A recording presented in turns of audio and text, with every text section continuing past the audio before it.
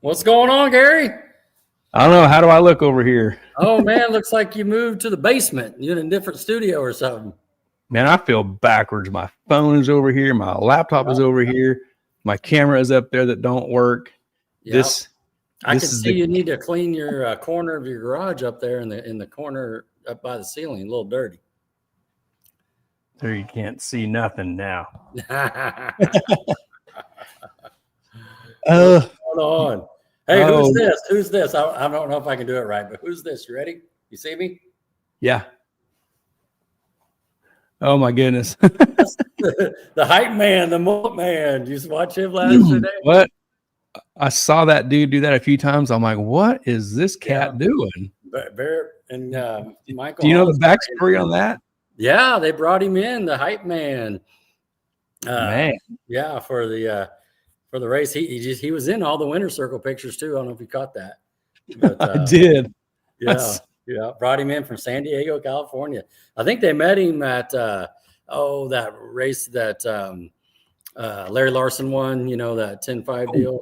100,000. That's where they kind of met him. He was kind of being like that, every time they hit the nitrous, wabba, he was getting into it. And the mullet man, he was awesome. Entertaining, no doubt about it. Wow. What's Donna saying? Goose has been waiting for an hour. Jason Seibert, he almost made it unwatchable. Was it a little too much, huh? Yeah, I was like, every time, get out of here. Yeah. Running back and forth. Oh, my goodness. There's Larry Hunt. Hey, dudes. Hey, Larry. We will see you next week, Mr. Larry. Are you ready? We got our tickets. We got our hotel. Need gas up the truck? Gas up the truck. There's Jim Robinson. Matt Ray. What's up, Matt? Doug Perry. Jim Lauer. What's up, Jim? Goose is here. Hello, Goose household. She's been waiting for an hour. He got all the chores done. Got all the cows fed. Brian, evening, fellas. What's up, Brian? Road trip wise. Go chase down some car parts. I wonder if he made it home by now. Larry says Gary needs to go back to his OK's studio. We enjoy seeing his unfinished car and broken lawnmower. Well, old studio here. His old studio. Old studio, yeah. Go ahead. Go ahead. Tell him what's up. I fired this off to drag Rodney in tonight, and my camera didn't work. All I had was a black box, which would probably look better than what you're looking at now. and I tried to. I discovered it too late. That's all. So I don't know what is wrong with my external camera that's above my big screen. So this stupid thing is the camera at the bottom of my laptop screen. It's not at the top. It's at the bottom. It's a terrible place to put a camera. So that's why I look like this. I was trying to find an ideal place to put this. I still got to be able to see the screen and run my keyboard, and that's kind of all hidden when I'm using the other deal. But man, so hey, the show must go on, right? The show is going to go on, even if I look silly over here on this side and things are kind of wonky. But we can see your new toolboxes. You got them all set up. There's a new toolbox over there. Yeah, they look good. Yeah, man. Yeah. Hey, Mr. Harper, what's up, guys? He says, hey, Mr. Harper. Woo, Mr. Harper. Mr. Well, I won't say nothing. Mr. Harper, he's going to the banquet. Hopefully we'll see him next weekend. Yes. We'll see the Harpers. What's Larry saying? Now we can see the dirt under your fingernails. Yeah.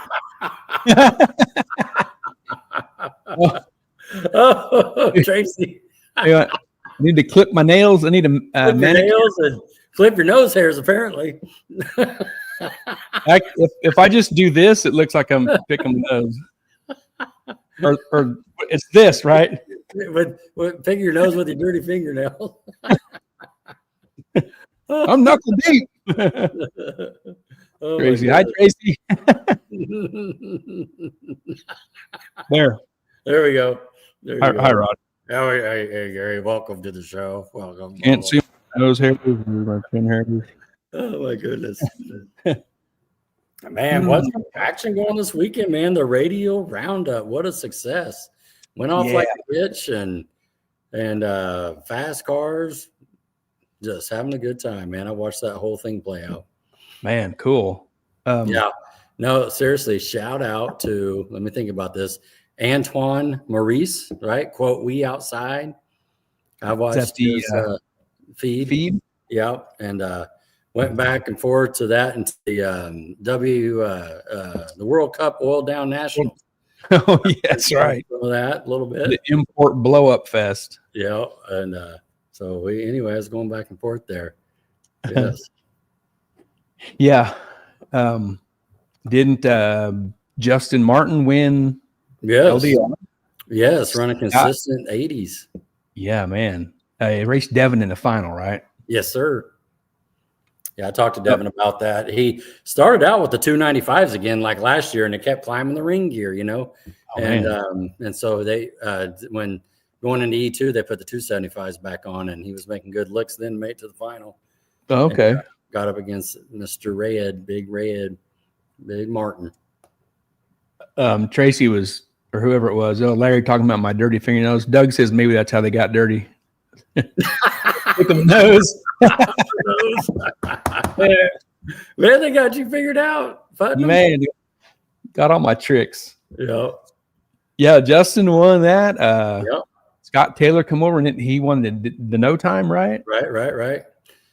He raced Cody Jones, and it looked like that was Chase's car, right? The kid. Looked like the Firebird, yeah. Yep. And then our very own, right, Michael Yingling in the dart. Yep. The dart zone from Arkansas. 7 rounds, Gary. He went 7 rounds. That was the 128 deal, right? Yeah. The tremendous check. Did you see that check? 10,000. Woo! Holy crap, man. 10,000. Hello. That's awesome. That's a great payday. No kidding. 7 rounds. 506 was the chip draw. 490 to 510. 506. Man, that's so cool. Right in his wheelhouse, and just turned on the green light every time, man. That thing, I like that little dart, man. That thing's cool. Yep, it's a cool looking car. Mm-hmm. Kyle Swanson, the white El Camino, the guy we sent our injectors to in Oklahoma. Yeah. He won one of them classes. I don't remember which one. Jeep Street, I want to say. Something like that. Yeah. I'm not for sure 100%, but I did see him in the winner's circle as well. Some of those pictures had so many people in there, you couldn't tell what check it was. Yeah, like was it Justin's picture? You couldn't even see the car. There's so many people in there. Yeah. But that's all. They got the check, they got the whiskey, they got the bottle, got the money. So that's all good stuff, man. You spent your money and drank all your whiskey, didn't you, from last year? I spent my money, but like we talked about drinking the whiskey, but I agree with you. I think I'm just going to keep it in a little wood box. It's right over there next to the bottle. Yeah, it's some cool stuff, man. It is cool, man. They give you hundos right there. Yep. Yeah, I was in and out watching it, and between that, like you said, the World Cup, and so I was kind of bouncing back and forth. But looked like some really awesome cars down in Texas as usual. Yeah. Kind of seemed weird not being there, didn't it? I know. It was a weird weekend for me. I kind of had my thumb in my mouth the whole time, around here. Little patio lips. Yeah. I mean, I have my bottom lip out. It's kind of our thing going into the winter. And, of course, we'll have the banquet, then we'll run to PRI in a few weeks. But, yeah, just kind of, see everybody. And then, of course, in the pre-pictures, we saw Foreman. We saw Linker. We saw TJ Gatlin. Some of those I didn't get to see make a pass, but I saw them kind of setting up. You know what I mean? Yep. So back up to Thursday morning. Did you go to work Thursday? Oh, yeah. Okay. So Thursday morning, about mid-morning, I'm like, man, we should be on our way to Texas. I know. We'd be at Denton right now at the Buc-ee's. You know what I mean? Having the Buc-ee's stop. That's right. Yep. Getting some gas and sandwiches. Mm-hmm. Yeah. I'm playing it back in my head. Where did I go wrong? I'm not racing. But we'll get it next year. I'm just so glad, man. They had such a great event. No, knock on wood, like no major issues, no real, you know what I mean, 3-hour oil downs or however you want to say it. And they got done like at 12:30 on Saturday. Yeah, I was going to ask you if you saw that, and we was at what 5 a.m. or 5:30 a.m. We were in the winner's circle picture.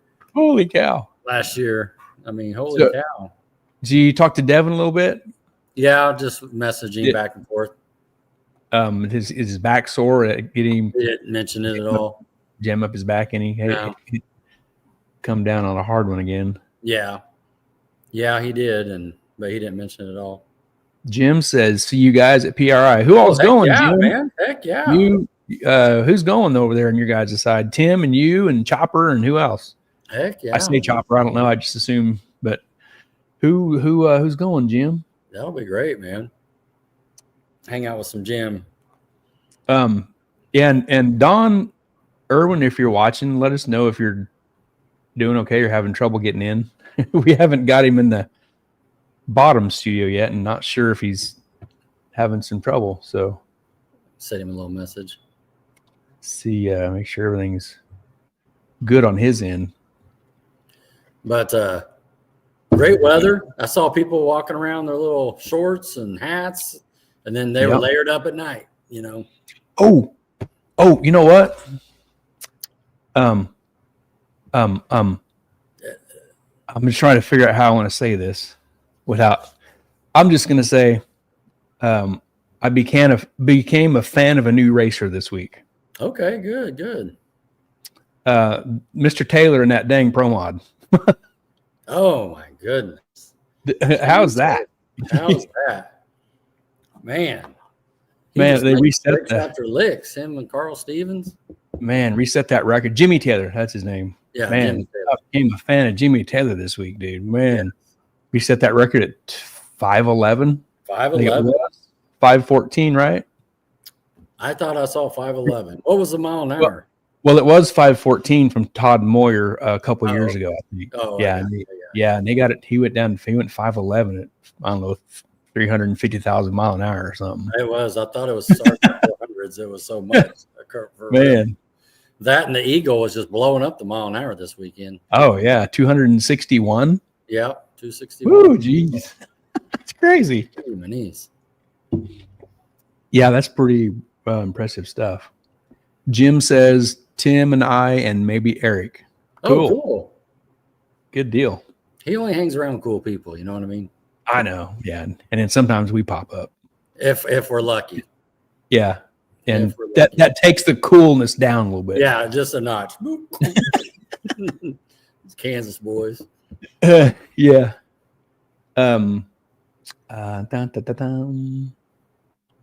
Well, but you got a picture or two? You want to talk about the banquet? Yeah, let's hit that real quick. Which banquet? Let's hit that. Let's shout out to these partners here. Mid-America Dragway, Ultra Color, Collision Repair, TNS Race Cars, Titans F10.5, the fastest small tire series in the Midwest, Mobile Recon, Mobile Detailing, Harry Street Carpet, and Sandlin Iron and Metal.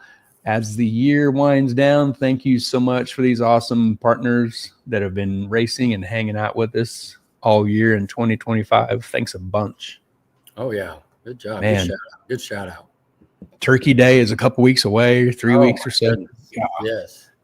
Man, it's a weird, it's a weird time of the year where it goes super fast here on out. You got to burn on your vacation. We got to go. Yeah. Go to the casino next weekend. Mm-hmm. Yes. The Mid-America Dragway Banquet is coming next February. You can find all the info on that on their Facebook page or their website, February 28th. So check that out. And we was sent this early this evening, late this afternoon. This is the 12th annual Southwest Missouri Drag Racers Hall of Fame reunion and induction. Come bench race and honor our inductees into the Hall of Fame and check out over 75,000 square feet of indoor car show at the Hot Rod Holiday. Hall of Fame reunion will be Saturday evening only. And this is the Southwest Missouri Drag Racers Hall of Fame, November 22nd, 6 p.m. to 8 p.m. Ozark Empire Fair Eplex. Rod, who is going to be inducted that we know? Man, I think that we got a spectator among us, right? We got a legend among us, Goose Neubauer, right? Mr. Goose. Yeah, that's what the word going around the campfire is. He's getting ready to be inducted. That's awesome. Isn't it? That is so awesome. And this, so awesome. Congratulations. This is based off of his tractor pulling days, right? Is that what I understand? That's what I understand as well. And plus, he's got something to do with the little fast third gen going around right now. Yeah. Yep. That's right. But yeah, man, congratulations. Fantastic. Yep. And well earned, you know what I mean? Well deserved.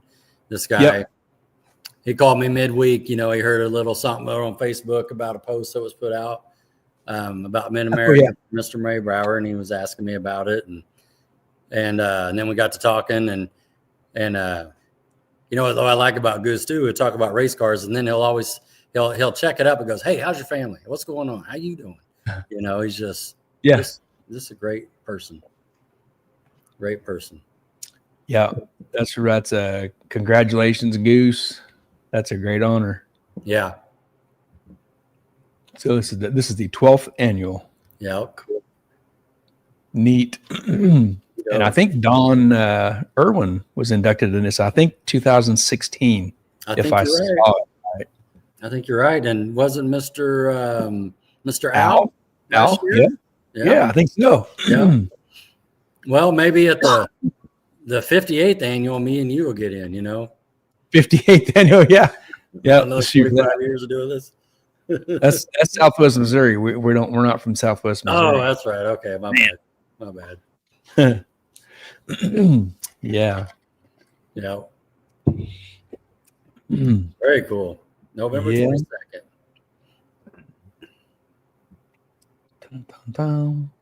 Yes. Surely we could drag up something else to talk about. Oh yeah. Nothing back from Dawn. So just back it up here. You guys probably seen Gary's invite where we asked Don to come on, and he, of course, man, that guy is just so. I don't know him that well, and I just like him already. You know, he's just so I'll be honored and humble, and you sure I could do this, and of course we're absolutely, it'd be great. So he has given Gary. Started yesterday until this morning too. Just my phone's dinging, ding, ding, ding, and he's just loading these pictures in. And so we are waiting for him to come in. We sent him the link, and it looks like Larry's going to help us out a little bit.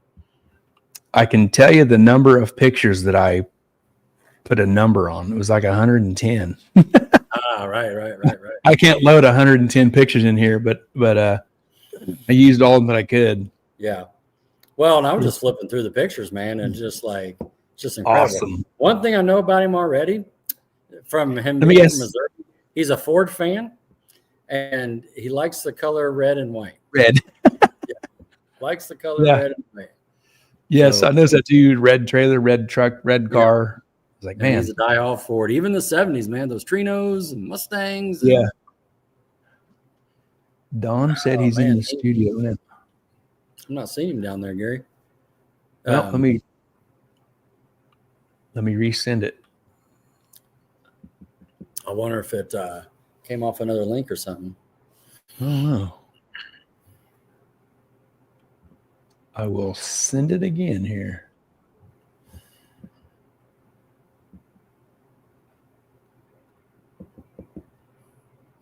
Oops. Larry asked Don if he sees us in because if he's in the studio, as you know, he should be able to see us. Huh. And if you can talk to Don, Larry, tell him that Gary just sent another link to him.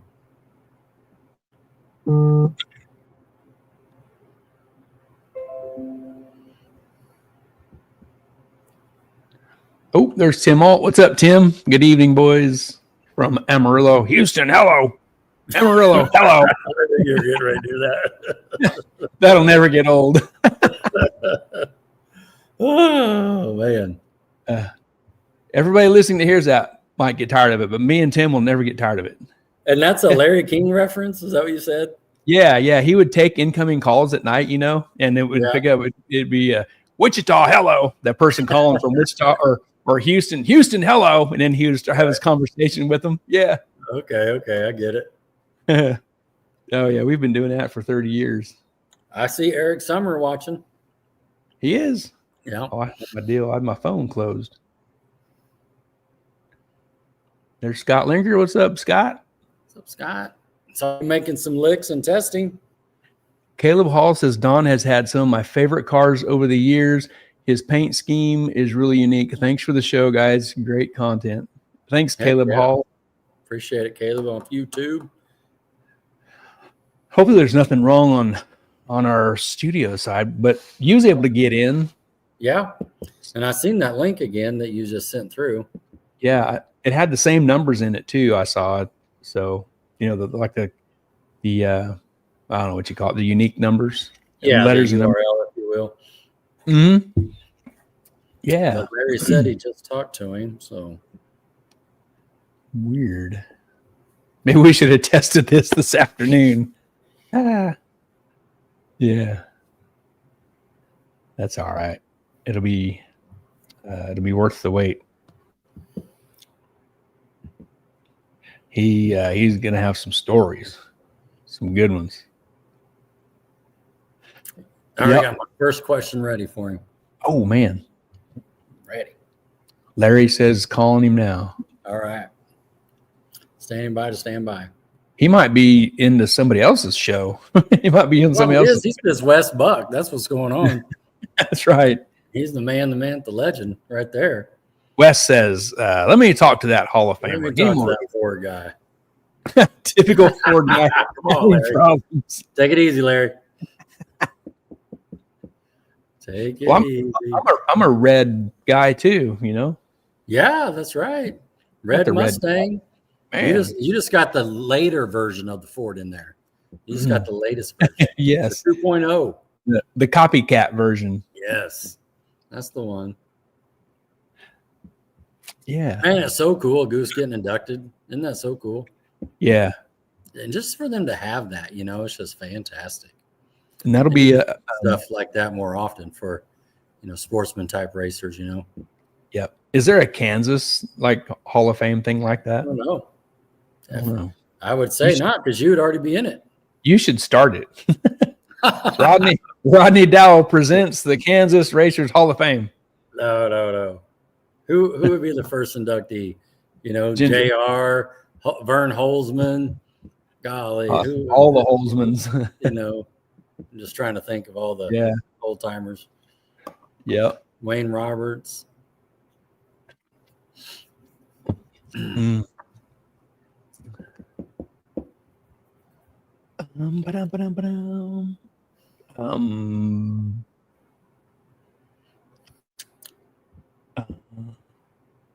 Somebody bring up something to talk about.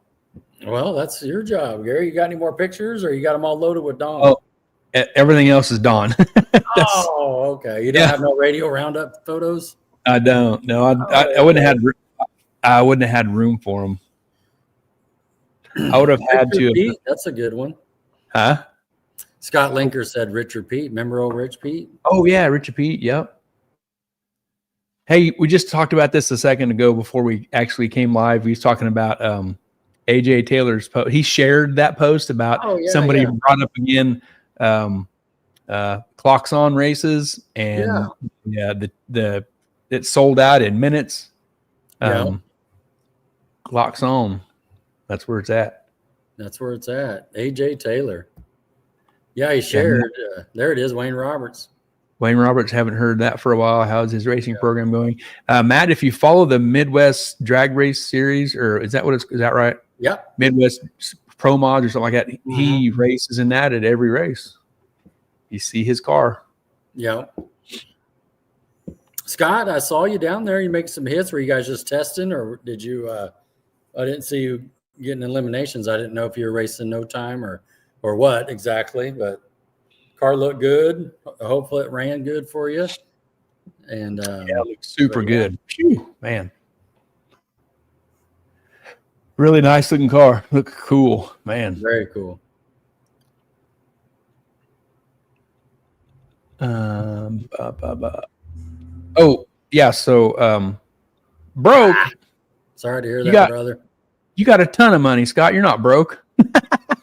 I'm sure he's talking about the automobile. I know. he went to the casino. He's broke. Don said he can't see or hear anything, just looking at himself on his phone. See you not clicking the link? I don't know. Onto something, but had pressure problems. Dang it. Sorry dang it. Yeah, it looked good out there, though. I saw TRZ kind of gave you a shout out. And, of course, you guys looking good, set up good. Looks like you had 2 or 3 licks in with testing on Thursday and then, of course, Friday. But yeah, that whole event was so smooth. I mean, it was just incredible. Yeah. Has anybody figured out why, like, these index classes turn the clocks off? Is there anybody know reason why behind that? Are you talking about like the little gangster? Or which one are you talking about? There? Yeah, like some of them index deals, like they have the clocks off. Yeah, pretty strange. Tim said 900-mile round trip yesterday and came home empty. Gary, holy smokes! Where did you go, Tim? Like North Dakota or something? To that point, Gary, too. I saw a few, talking about the little gangsters class, if you will. I think they called it Mean Street or Extreme Street. Take that back. You could tell that this guy went through first, you know what I mean, just by the taillights. But the other lane, the wind light came on, so he must have broke out. Because like you said, they don't have any times. He says, I can see myself. Yeah. Weird.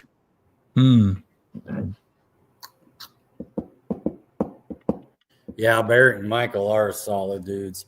We'll see them at PRI as well. Yeah. What an event. The VIP tent, the juniors, 37 entries. Then they had the Hot Wheel deal going at 10:30. Had that going live. Yep. The Hot Wheels. Power Wheels. I had money on the Hot Wheels when we were there. The little person, what was her name? Ashley or something? Oh, 8 years old, won $2,000. The little girl that was pitted next to us. Yeah. Heck yeah, that was awesome. Tim went to Tyler, Texas. What was you going to Tyler to get that you didn't get? Texas. Man. Oh. Really very strange that he can't see this. Weird. What is that? Oh, that's the same invite guest. Huh. Invite, share. I don't think we've ever had this problem before. Larry says, I took a screenshot of the StreamYard link and gave him directions. Hopefully he gets on. Thank you, Larry. Man, I can't wait to see them guys next weekend. Oh, my goodness. Larry and Al and all the Missouri boys. Yep. It's going to be good. Stanley Ray, Hughes, the Browns. Even Arkansas, Parsons and all those boys too. Yep. Did you go outside today? Just because I had to. It was cold. I think we woke up to the 30s. And Tim says, my friend wanted an 81 Bandit Trans Am. Tim, I am your friend. What are you doing here? Sounds like they went and looked at one and didn't bring it back. Must have been a pile of junk.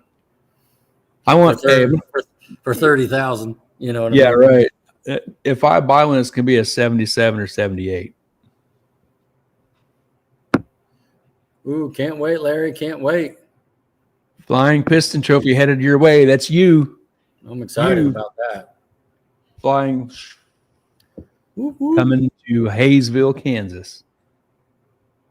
Any news on Gary's car? I talked to my painter yesterday, and he said he was sanding it at the moment. I thought it was already painted orange and black. Well, that was the other day. It's a new holiday coming. It's okay. Oh, we getting ready for Thanksgiving? Turkey Day is coming. We got to find a new paint team. Oh man, I didn't think about that. Kind of have a like. What you need is Elmer Fudd up there with the gun. You know what I mean? And hunting wabbit. That turkey. Yeah. There you go. Bandit is 78. Tim says 32,000, Rodney, and it was a piece of junk. Yeah, that's it, man. That's right. Yeah, Larry, while we're waiting, let's hear some updates on Gary's car. I talked to the painter. He's sanding on it. I must have been really bad on my car because he's sanding the whole car. and sanding on the doors, and his wife and one of the other guys in there says, "Why are you working on the door? It was already painted, but it's just stuff he didn't like." So he's and it was painted back in 2013. Sure. So well, it's gonna make it better. He is. That's exactly right. And I think you made a comment on things you told me, so you'll get it all cleaned up for you. Yep. It's gonna look good. Yep. And I'm going to swing in there in a couple weeks on the 21st. We're going to be doing some running around up around Salina, and I'm going to swing in. I need to take him some Zeus fasteners and stuff for the hood and all that kind of stuff to get finished up. And I dialed Mark Brown's number, and there was no answer, so he's busy. I didn't really need anything. I was just going to get an update from him and tell him what I knew about the body work. So. That's all I know. Sounds good. That's all the info I got from Salina. Yeah. For now.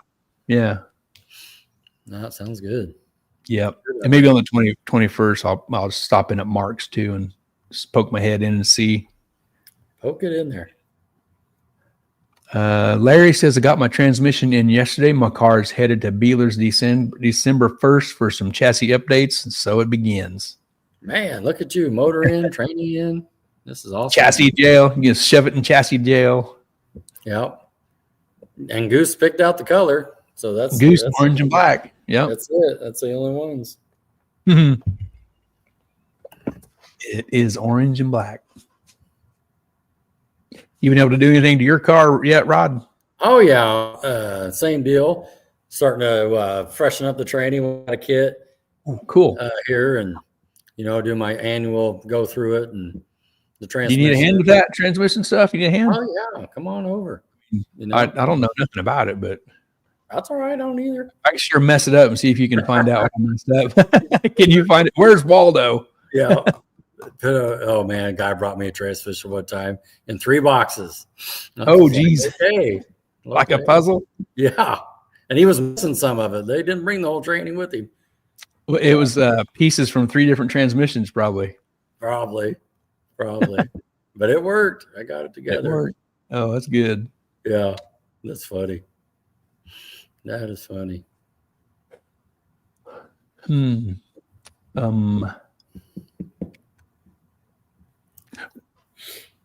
Well, black wheels. Yeah. Black wheels.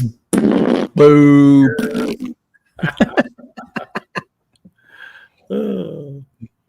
Well, we found out just before the show that we will probably get to fly to Indy to PRI and not drive. Mm-hmm. Mm-hmm. So that's looking on the up and up. Yeah, which way did we?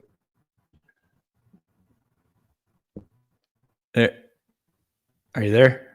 Yeah. You're kind of locked up a little bit in the robot. Okay. Oh, I can kind of hear you. I'm not saying anything. Oh, you're there. I see you. You're kind of locked up there. You're kind of fuzzy. Yeah, Doug, no dirty wheels. That's right. No dirty wheels. No dirty wheels.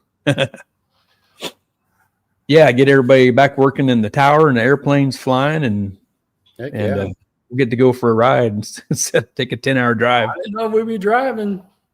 We have to borrow a private jet from Linker. He's probably got a private jet available. Probably does. Rodney probably has a pilot license. I can get us a private jet. It just costs us a little bit of money. And if we need a part welded on, I can take care of that.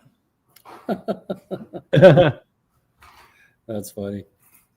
You'll probably see Darcy. I know he was there last year, but I didn't see him. We usually see him every year. Yeah. And we got Tim. We always get a selfie and send you a selfie. You know that. So there's another one coming if I see Darce. Yeah, I don't think I've seen him last year. Hopefully, you can see your engine block guy again. Remember that?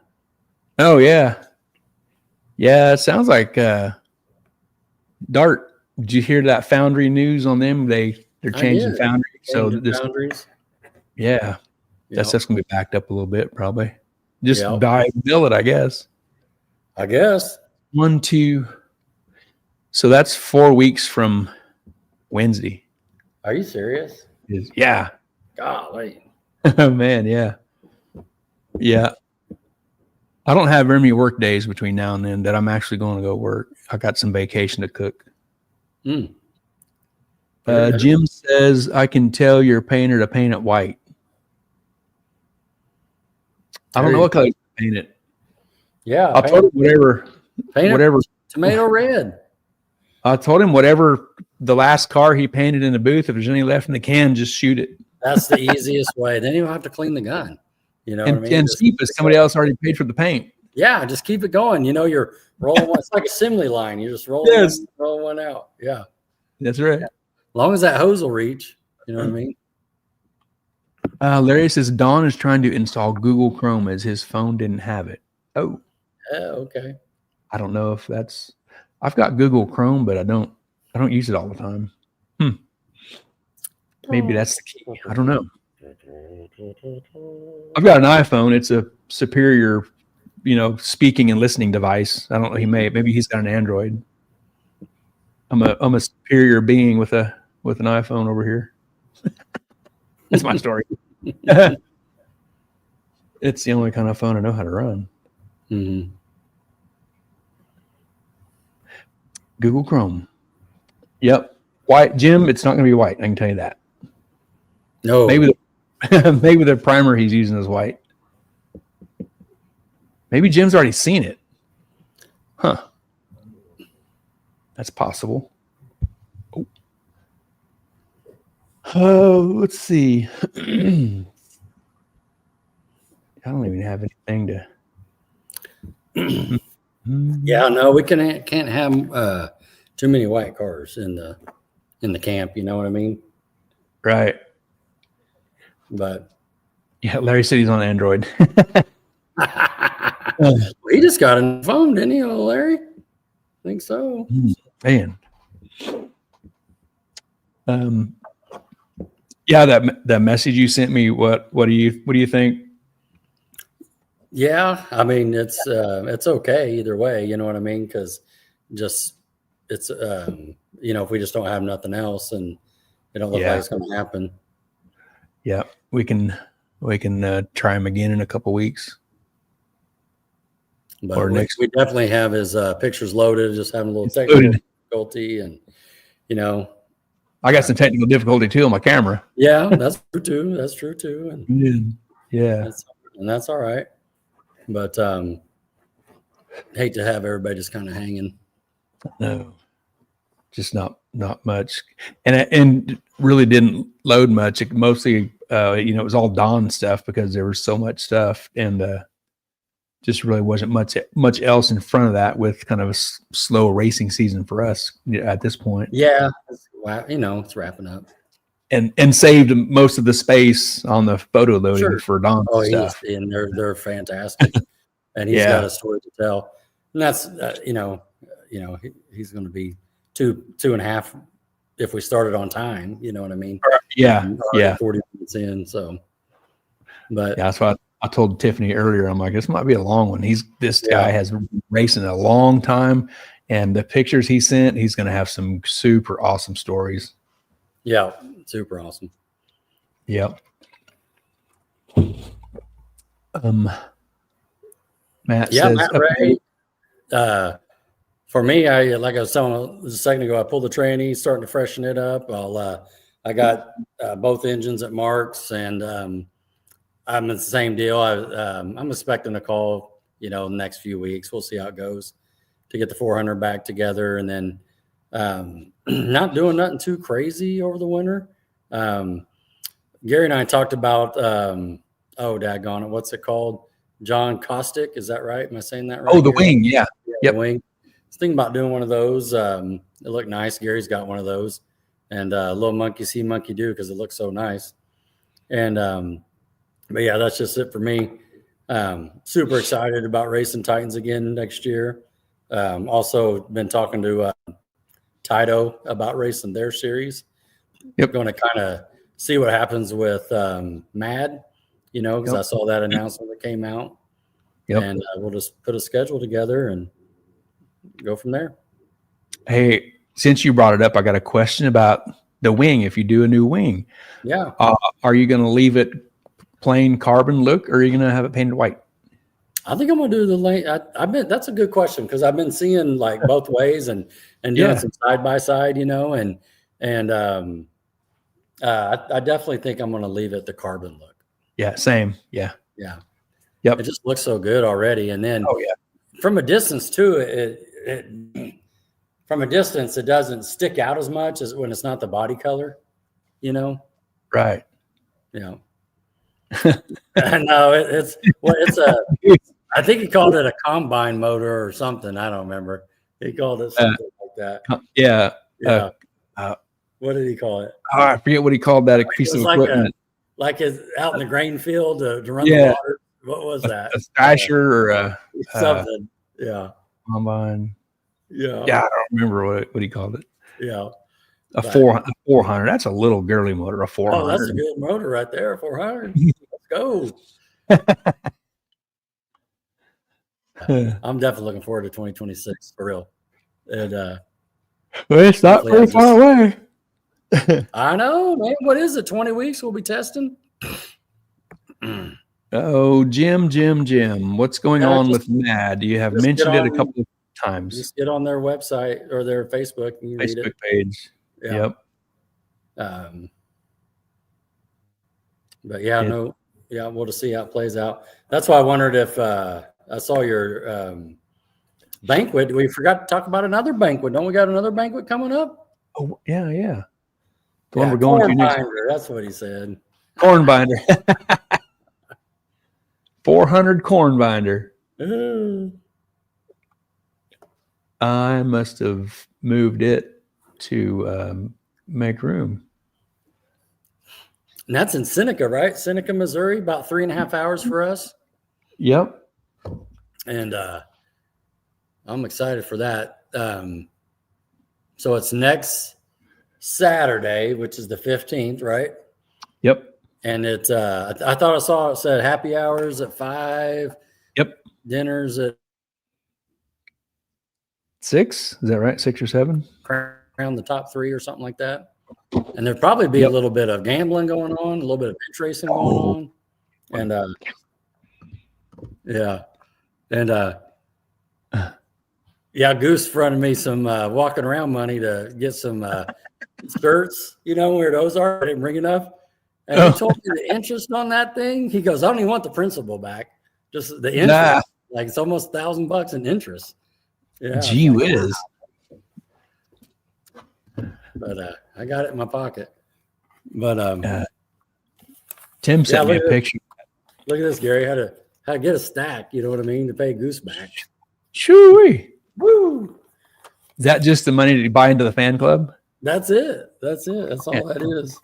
The Goose fan club. Yeah. I'm gonna get the early sign autographs because it'll be right after the inductee to the Hall of Fame. You and him both. Yeah. I can see myself and yeah, we'll have to try another time on Dawn. Tim sent me a picture of that Trans Am they looked at. Rodney, you froze up. Are you there, Rod? I am. Okay. My whole screen just went black. I didn't touch anything. Oh, But it looks like Don sent us a message. Did you see that? He's still having difficulties there. yeah. Yeah. Yeah, So Tim that's sent okay, me Don. We'll catch up with him on the side. Tim sent me a picture of that Trans Am. In this picture, it looks Okay. great. I mean, Yeah, it looks. Is it black? yep, he said an 81. Supposed to be a 34,000 mile car. Under the hood, looked like it was 234,000 mile car. Stripes in the bird were all cracked. The nose needed painted along with the rear spoiler and the roof. Gee whiz. Jeez. That's what I'm afraid of. I got my eye on them things all the time, and Yeah. they're not around here. It's it's a road trip. Well, and even when I bought the mock, I put inside the United States when I was Yeah. looking. And you're right. You just you gotta do that. Luckily it was in Tulsa, but I found one in Texas and in Connecticut. And you see what this is Donna right here. She said, "Don't give him a big head, guys." That ain't Goose. That's Donna. Oh. Talking about being the legend. Oh man, that's funny. Will he even be able to get out of the complex or the convention I don't know. center? He'll have to walk through sideways. You know what I mean? To get through the door. We'll have to cut a hole in the ceiling and pull him out of the roof. Yeah. Oh my goodness. When it rained out at Mocan, he said, "You got a quarter? You got a quarter?" And I was like, "I don't know. Well, what are we doing?" We're just sitting around. He goes, "Let's pull your stack out. Let's start betting quarters." I'm like, "What?" He goes, "I'll bet your entry fee right now on coin flip." Yeah. He goes, "I'll bet your stack gets my stack." I was like, "Man, Goose." So luckily there was no quarter around, but No quarter. Such a good time. No quarter. That's funny. Oh man, Goose, man, my man. Good times at the track. Yeah. All right. Well, what do you think? Should we? I think, just for everybody's sake, it's on. Apologize. Obviously, we're having technical difficulty. Yep. First time, 102 shows, not too bad. Yeah, really. That's a good point. Good observation. Yeah. And Don's not being able to get in. You can see Gary had a little problem, but he still came on with his backup camera. But that's okay. We'll work on Don this week and do a little side we can do a little thing where we get in the studio and he just sent us a picture that Gary's looking at. He's trying to get in on his phone and but that's okay. It's all good, but we'll try it again. Hang on. He sent that, and it shows display name where you type in your name. Yeah, I see it. And it's kind of one of them deals like you have to have a name in there. It's kind of highlighted red, like maybe it won't let you go any. It won't let him go any further unless he puts a name in. If that's the case, that's a new one because I didn't know that. Oh, it's all right. We'll just need to get him on a laptop. Yeah. And I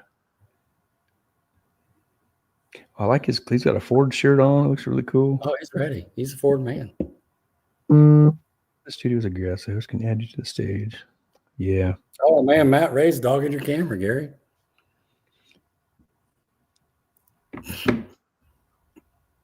Oh, wait, he might have just sent that to me. My bad. That's what it was. There he is. Oh, yeah. Yeah, something about typing your name in there, I guess I missed. Hey, Don. I've been sitting there looking and waiting and everything, and Larry's called me and everything, so I didn't know what was going on. Hey, if I was a smart on electronic stuff, I'd run a turbo car. You don't have to be smart to do that. Yeah, exactly. It's pretty embarrassing, but I mean, like I said, I'm an old man. Let's just leave it at that. Oh, no apology necessary. Apology necessary. But appreciate you joining in, though. All right, yeah, I put you way too late, I know, but yeah, might ought to try to practice deal before. But like I said, once I typed my name in, it was good to go, and I just didn't do that because it kept saying Well, that's over with. I'm here. Yeah. Right. That's all good. It's all good. Hey, and if we get like too drug out, we can bring you back in like next week when we do some banquet stuff after the banquet on Sunday. We can bring you back in on Sunday. I will do whatever you guys want to do. Yeah, like I said, I'm easy to get along with. Oh yeah. Yeah, you got a lot of cool stuff. These pictures you sent, these clips, dude. I sent a lot of pictures, and I was going to try not to make sure I didn't talk about any streetcar racing on that old stuff, and that just makes it a lot easier, on that part. Sure. Well, cool, man. We appreciate you getting on with us. We got it worked out. Yeah, finally. And you said, we asked you about this, and you said, dude, you'd be honored. And man, same from our side. We are honored to have somebody like you with us. So that's same to us, to you. Well, I really am, because like I said, when you get old, the people down there now they just think I'm an old man out there with a bracket car or whatever, and stuff. And I've won a few races. Let's just put it that way. Set a few records. Yeah. No, that's true. That's true.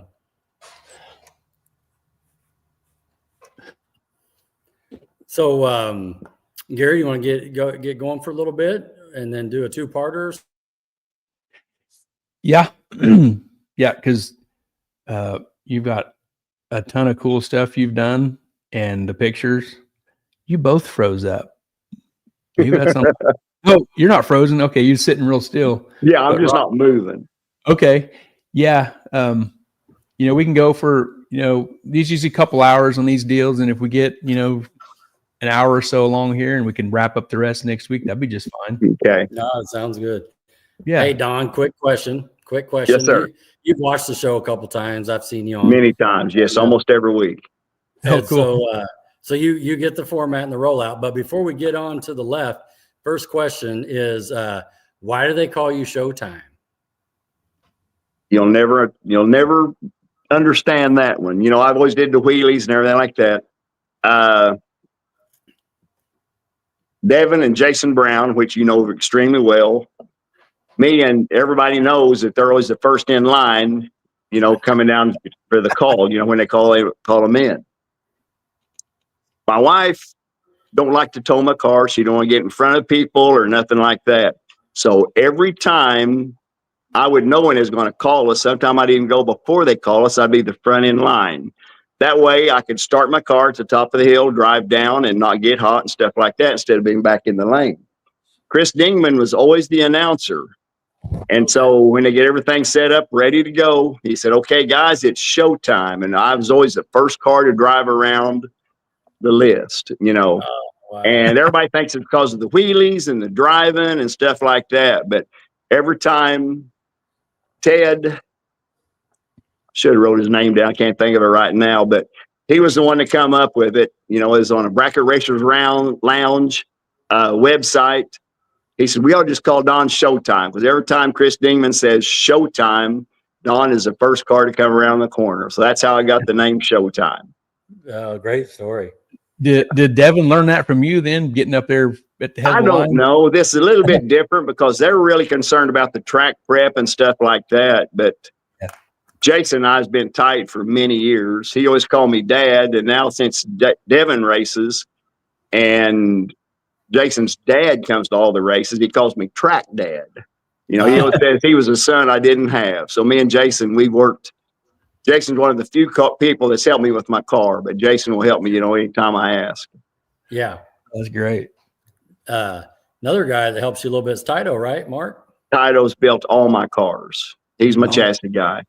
Blake Hughes at 417 did the 66 street car, but Mark has built two of my cars from the ground up, and then the Thunderbird, he modified it from a small block to the big block, made the headers and the wiring, and did everything on it. Yeah. Awesome. Cool. But Tito has been, Tito was working on my car back when he lived in Jefferson City when I first brought him the turbo car. So, it's been a long time. Very Wow. good. So let's kick it off. Let's start all the way to the left, like we talked about. What was your first high school car? Do you have a picture of that car there? Is that it? That's it. I bought that car when I was 14, just getting ready to turn 15. That is the only four-door car I ever owned. My dad wouldn't let me buy anything but a car from Lester Wilkerson over the Ford dealer at Ash Grove. That's where he bought all his cars. That's a picture of me and my brother getting ready to go to a baseball game. Nice. And I bought that car. Like I said, my first 3 cars, I paid for all of them just hauling hay. That's the way I did it. Maybe the first 4 cars. Wow. I was 15 and I ran a hay crew for the guy, and most of the time he would drive the truck to the places, but a lot of times I would drive it there and even into town, buy gas and stuff like that. Things have changed, in that length of time. Yeah. Awesome. That's cool. Did you play a little baseball in high school, or? Played a lot of baseball in high school. My brother played college ball. The 3rd day of high school, my junior year, I was sliding into second base and I broke my hip. Oh. And when you're a junior and you can't even walk come Christmas time, your high school basketball and baseball stuff's pretty much done. Ouch. Because the younger kids always come up and stuff like that. But I played a lot of ball and stuff and enjoyed it. Still did. Played a lot of slow pitch and really enjoyed that a lot. Right. Very cool. Did this car run good? This car here had a 352 in it, and we called it a 289 and everything. And we ran it some, but the next car up is going to be the one that really got me going. My second car, and I bought it when I was 16. That one right there. That'll get all the GM guys going. Yeah. GTO? Pontiac GTO, a right? 67 GTO with a 400 in it. I had test drove a 67 Fairlane with a 394 speed GT car, and my dad wouldn't let me buy it because Lester didn't have it. Lester had this GTO, and he agreed to let me do it, so I bought it. Okay. And the good thing about this car is I was driving it around the Greensfield Square when I picked up my wife. And, I don't know if she had got in the car if I had that Fairlane, so who knows, so that might have been a good sight. And, we dated, and the first date we ever went to was 2-lane blacktop in Springfield, and she lived at Pennsboro out by Lockwood. Keeper. Wow. There. That's it. Golly. Yeah. That is awesome. Is this the first car you took down the racetrack? That is not the first car. My dad refused. If I even said anything about racing, I'd get grounded. You're right. I'll try to make this real quick, but where we drag racing in Walnut Grove is a county line up here. And if you go through there, even to this day, you can put your car in neutral and I can roll all the way into my house. And I've lived here on one side of the road since the last 50 years. And after baseball practice one time, me and those Dick Edwards and Roy Chisholm went out there, and they both had, one's a 58 Impala station wagon, and one of them had a 64 Impala 4-door, both 6-cylinder, 3-speed on the columns, and just me. So naturally, I got in the road and flagged. And as soon as they took off, my mom and dad rode around the corner of the highway, and there I stood in the middle of the road. And when them guys come back, they didn't know where I went, Right. But my mom and dad, I really got in a lot of trouble. And my dad chewed on me, said, if you had a car, you'd have been racing. Oh, no, I wouldn't. I know I wouldn't, stuff like that. Right. And then, like, my dad was very competitive in sports and everything. And when I wouldn't tell him who won is when I got the whipping. Let's just put it that way. Sure. Because he wanted to know who won between the two cars. That's funny. Yeah. Oh, man. So what got you into cars? Because usually people come on here and he's like, oh, my dad, my uncle was into cars. Like I said, my dad hated it. He was very, sports, we had the Converse shoes. We didn't have a lot of money, but we had everything we needed to play in sports and stuff in high school, and this car right here, like I said, I was going to try not to talk about street racing. A bunch of guys from Springfield and Willard come down here to Walnut Grove and talked about the very place where we was at, and we raced.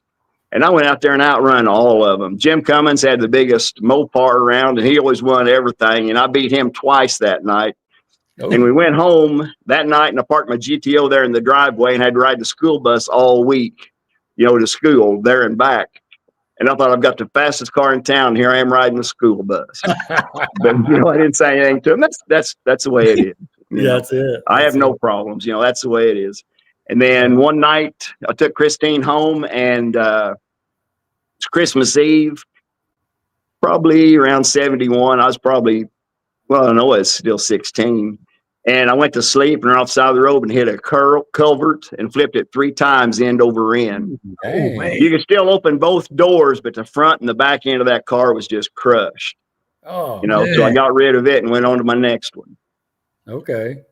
Holy cow, man, that could have been bad. It could have been. I don't think I even had a seatbelt on. I mean, this was in 1970. You know, it's, you know, just part of it. Little lap belt. That no Right. Yeah, that would have been. They always said if I had the lap belt on, the way that thing is flipping around, I might have broke my neck. Who knows? Yeah. You know, I lived through it. The Lord was good to me. The Lord's been real good to me my whole life. That's right. What is your first car you took to the track? Well, we're not to it yet because, see, I had to get married before I could ever race. Okay. So when I wrecked the GTO, this is what I had when I graduated. A 65, 289, 4-speed, 4-barrel car. I had headers on it, aluminum intake. That's the way I bought it. Naturally, my dad wouldn't let me modify it, you know, at that time. Yeah. You know, so that's the one I had. Right. Then I got married 2 weeks after I turned 18. And, you know, I started, well, on my 18th birthday, I went to Lily Tulip and applied at a cup factory and got a job. They held our paycheck for 2 weeks. And that was after the wedding, you know, before I got my paycheck. And I went to my dad, I had $40. I mean, the rent was $40 and I had 20. So I asked my dad to borrow $20 and he said, "You're a big kid. You're just going to have to make do. You got to learn how life is," you know. So my dad wouldn't even give me $20. Wow. Yeah. That's awesome. So I went to Bill Freeze, the guy I was renting from, and told him, he said, "You keep your $20 and pay me when you come back." You know, so we did all right, but we worked lots of overtime and stuff then. And so after this car, well, I still had this car, but I had a 69 Torino, and that's the first car I took down the track. Okay. When I worked at Sweetheart Cup, we worked midnights, and they had Wednesday night grudge session down at the old Rogersville track. Not Rogersville, Ozark. That was before they even built the one at Rogersville. Mm-hmm. And that's it right there, my 70 Torino. It's a 429 Cobra Jet car. It had 30,000 miles on it. It was a Ram Air car. You know, I'd take it to Mocan. And then probably the next picture. Well, this is how I got it out there as a 38 to 4,000 pound car. I pulled it behind a 6-cylinder 3-speed on the column F100 Ford on a borrowed pipe trailer. But we thought we was big time. We was going to the drag races, you know. So we run out there. And that other picture, you could notice, I don't know if you did notice, that Mocan didn't even have guardrails. See, they didn't even have guardrails at that time. No. It shows how old it was. It's probably 1973 or 4. Okay. Yeah. Because I think we ran at Ozark, the old Ozark track in 73. And in 74, I started going to Mocan. Okay. Yeah. So we ran that car. I never did have slicks on it or anything like that. It ran 13 flat. I don't think it ever made a 12-second pass. I mean, it spun real bad and everything. We didn't know anything about suspensions or anything. Oh, yeah. Just getting started. Yeah. Well, I was an 18-year-old kid. Yeah. But I was big time. I was dragging my car to the drag strip, you know, with a borrowed pipe trailer and an F100. And right there is at the drag strip. You can see back behind there, you can tell it don't have the guardrails, and that's when it was out at the track. Okay, sure enough. Yeah.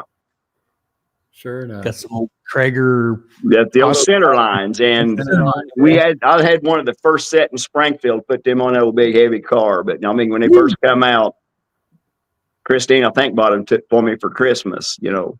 Wow. There it is, me and my plaid pants. That's one reason I put that on there. It shows you half down. I got my plaid pants on, and we're talking 70s, guys, you know, so that's what we did. Heck yeah. And I got a barn over there in my old chicken house and stuff right there beside me. You know, that's the way it was. Man, this is a scene from the Dukes of Hazzard right here. Yeah. Yeah. And I don't think I put the picture of the car now, but I still have that car. I drive it, you know, and everything. Yeah, I've had that car over 50 years. I've been married 52, be 53 here in a couple of weeks, but I've had my Torino for, you know, over 50 years. Yeah, that's a big deal. One of the last one. Yeah, that's one of the last pictures you sent. It'll be down the road. Right. Here we people go. tell stories all the time, about, oh, I had this car, this, that, and the other. And the last sentence they said is, I should have kept that car. Right. Yeah. I always say a good car like that's like a good woman. You just keep it forever. Keep it. Yep. Yep. That's awesome. So when I figured out that the Torino was too heavy to race, I bought a Pinto and a kit and put a 302 in it with a C4, put 410 gears in it. Naturally run quarter mile everywhere then. And I would drive this car to work. It's 26 miles from here to Sweetheart Cup. And I'd drive it there and, run it. Had a lot of fun, that little car. Man, you went from the longest wheelbase to the shortest wheelbase. Right. Yeah. I mean, like I said, when I was 18, I learned right then, that light cars is going to be the way to go.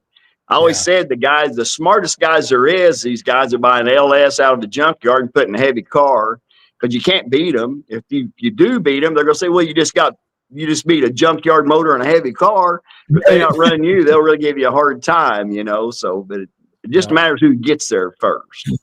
We'd take this car to Mocan, and there's a guy out there named Junior Brogdon. He was the tech man.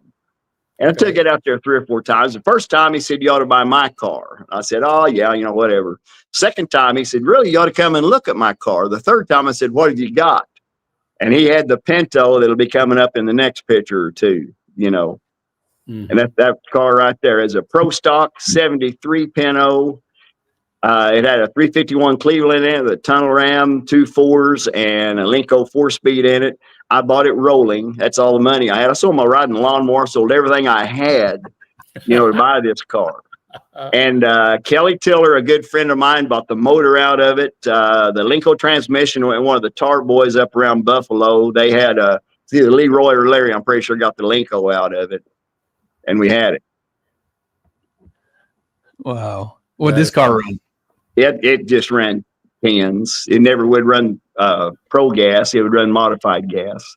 Okay. Yeah. Wow. This was back then before I first started racing. They just started bracket racing. They always run B gas and A whatever and stuff. And I never did understand that. But when I started racing, like I said, in 73 is when they very first started out with bracket racing. Okay. That's what we always did. Yeah. And probably the next picture right there, I really thought I was big time seeing about this car. I was proud of it. Like I said, I had zero money. And this right here gets to be a good story. I didn't have any money to put the motor in it or anything because I bought the car, and I even had to sell the other little car, to recoup it, just to keep going. Right. But my neighbor, Kenny Schuler, this gets the good part here. He had a 427 out of a Chevelle. Oh, he said, let's put that in there. And I was a Ford guy then, not really like I am now. And this was, we're talking in the 70s. People just didn't do stuff like that. Right. So we took that 427 and got a Power Glide. We got a Vega torque converter like everybody did back then, stuck it all together, put it in there, and had it ready, everything ready to go. A good story here on this part even. I put it on, by that time I'd built my own trailer. I've had 2 flat trailers my whole life. I built both of them from scratch. And I had it sitting in the shop back behind there. And 3 of my good friends from Ash Grove, Steve Comer, Jimmy Buckley, and Kim Keith came over one night, and I was working overtime. Christine and I, we had 3 cars, and Monday we'd bring 2 cars to work. That way whoever could stay over had a car to get home, and that way we'd work all our overtime.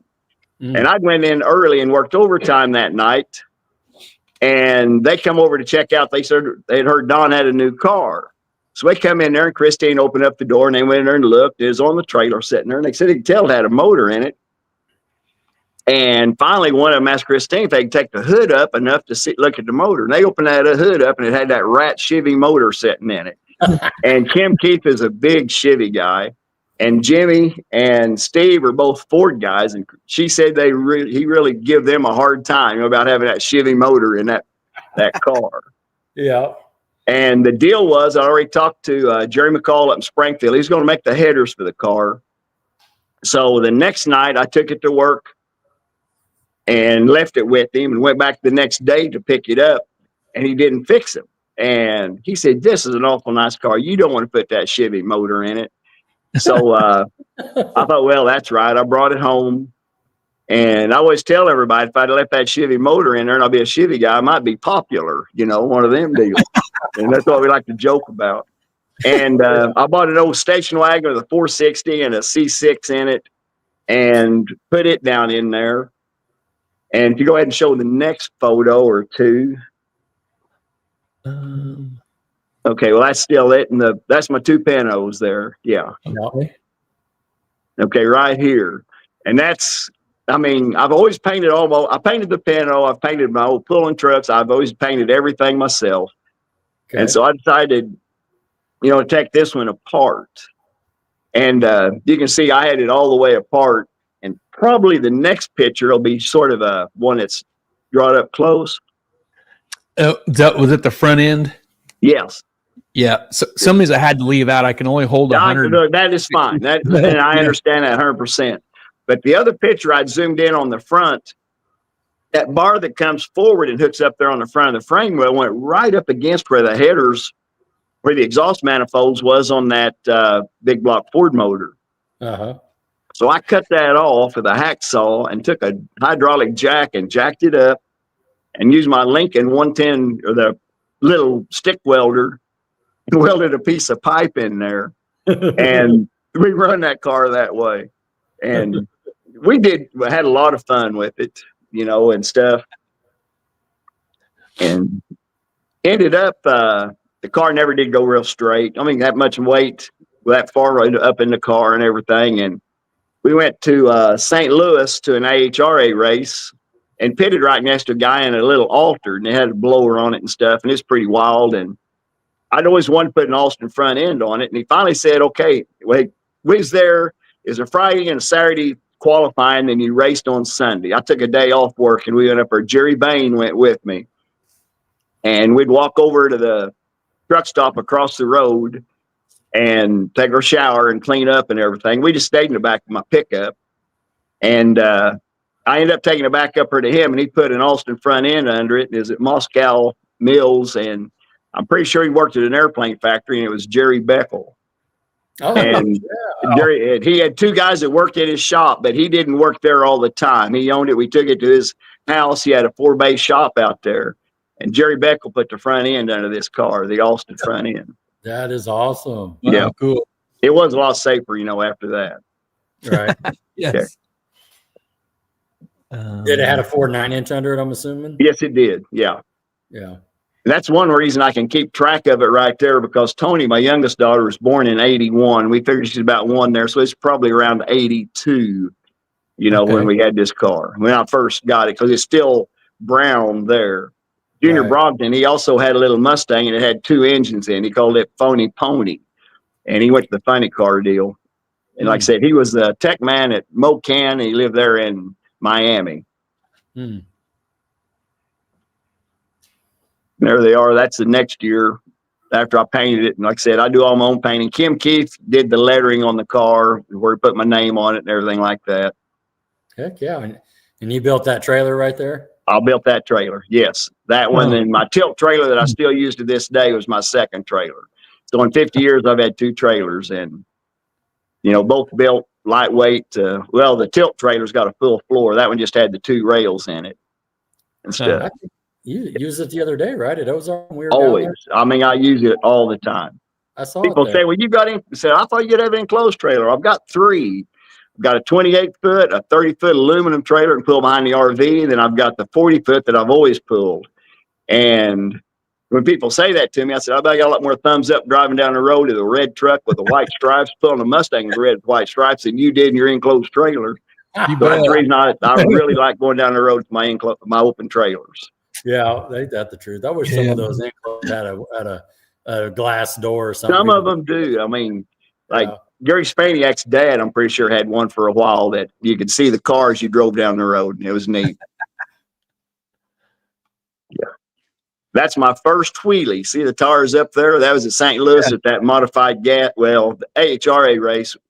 The car run 10 flat, something like that, and I couldn't run the 990 class, so we slowed it down to run the we couldn't run the 990 class, so we slowed it down to run the 1090 class. And that's at St. Louis when the track ran the opposite way. Oh, wow. Instead of running north, we ran south, back then. You got 929 dial on the window, it looks like. I think that'd probably be my number. Is it your number? Because I ran modified gas up there, which would be an index. Yep. And I'd almost bet that is the car number. Right. Well, that car would be, because I don't think put it. I know the Trick Pony car, I had Ken put the number on it. Yeah. That's at Tulsa at the Spring Nationals when we went down there. You can tell how low the car set. The top of the headlight buckets was underneath your kneecap. It was it set on the ground. It is. Yeah, Holly box there. Did you new I carburetor? was probably working on a carburetor of some sort. Who knows? I mean, that was a long time ago. Yeah. Heck yeah.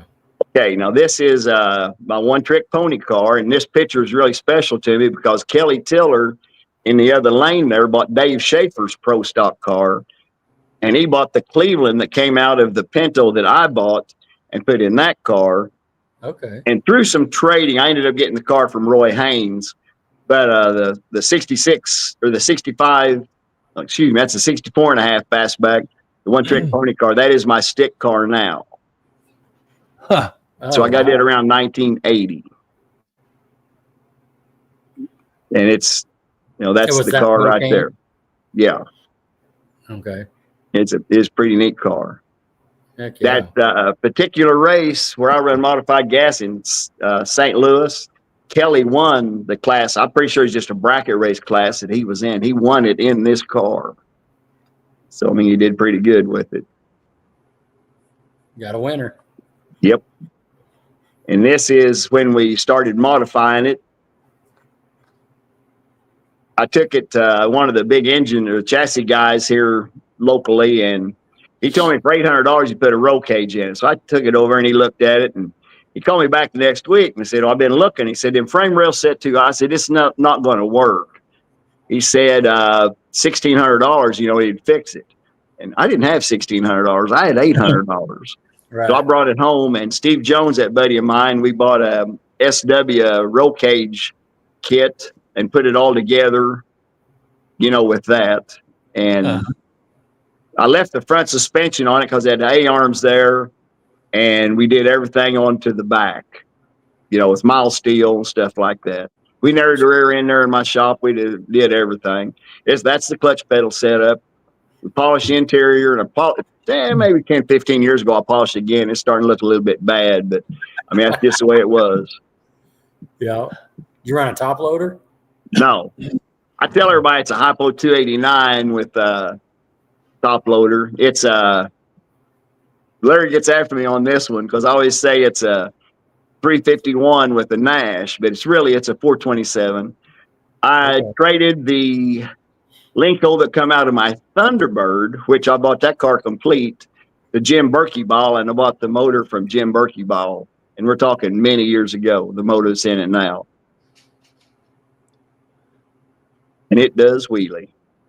Yeah. There's where we're making all the brackets and everything. We did the whole car.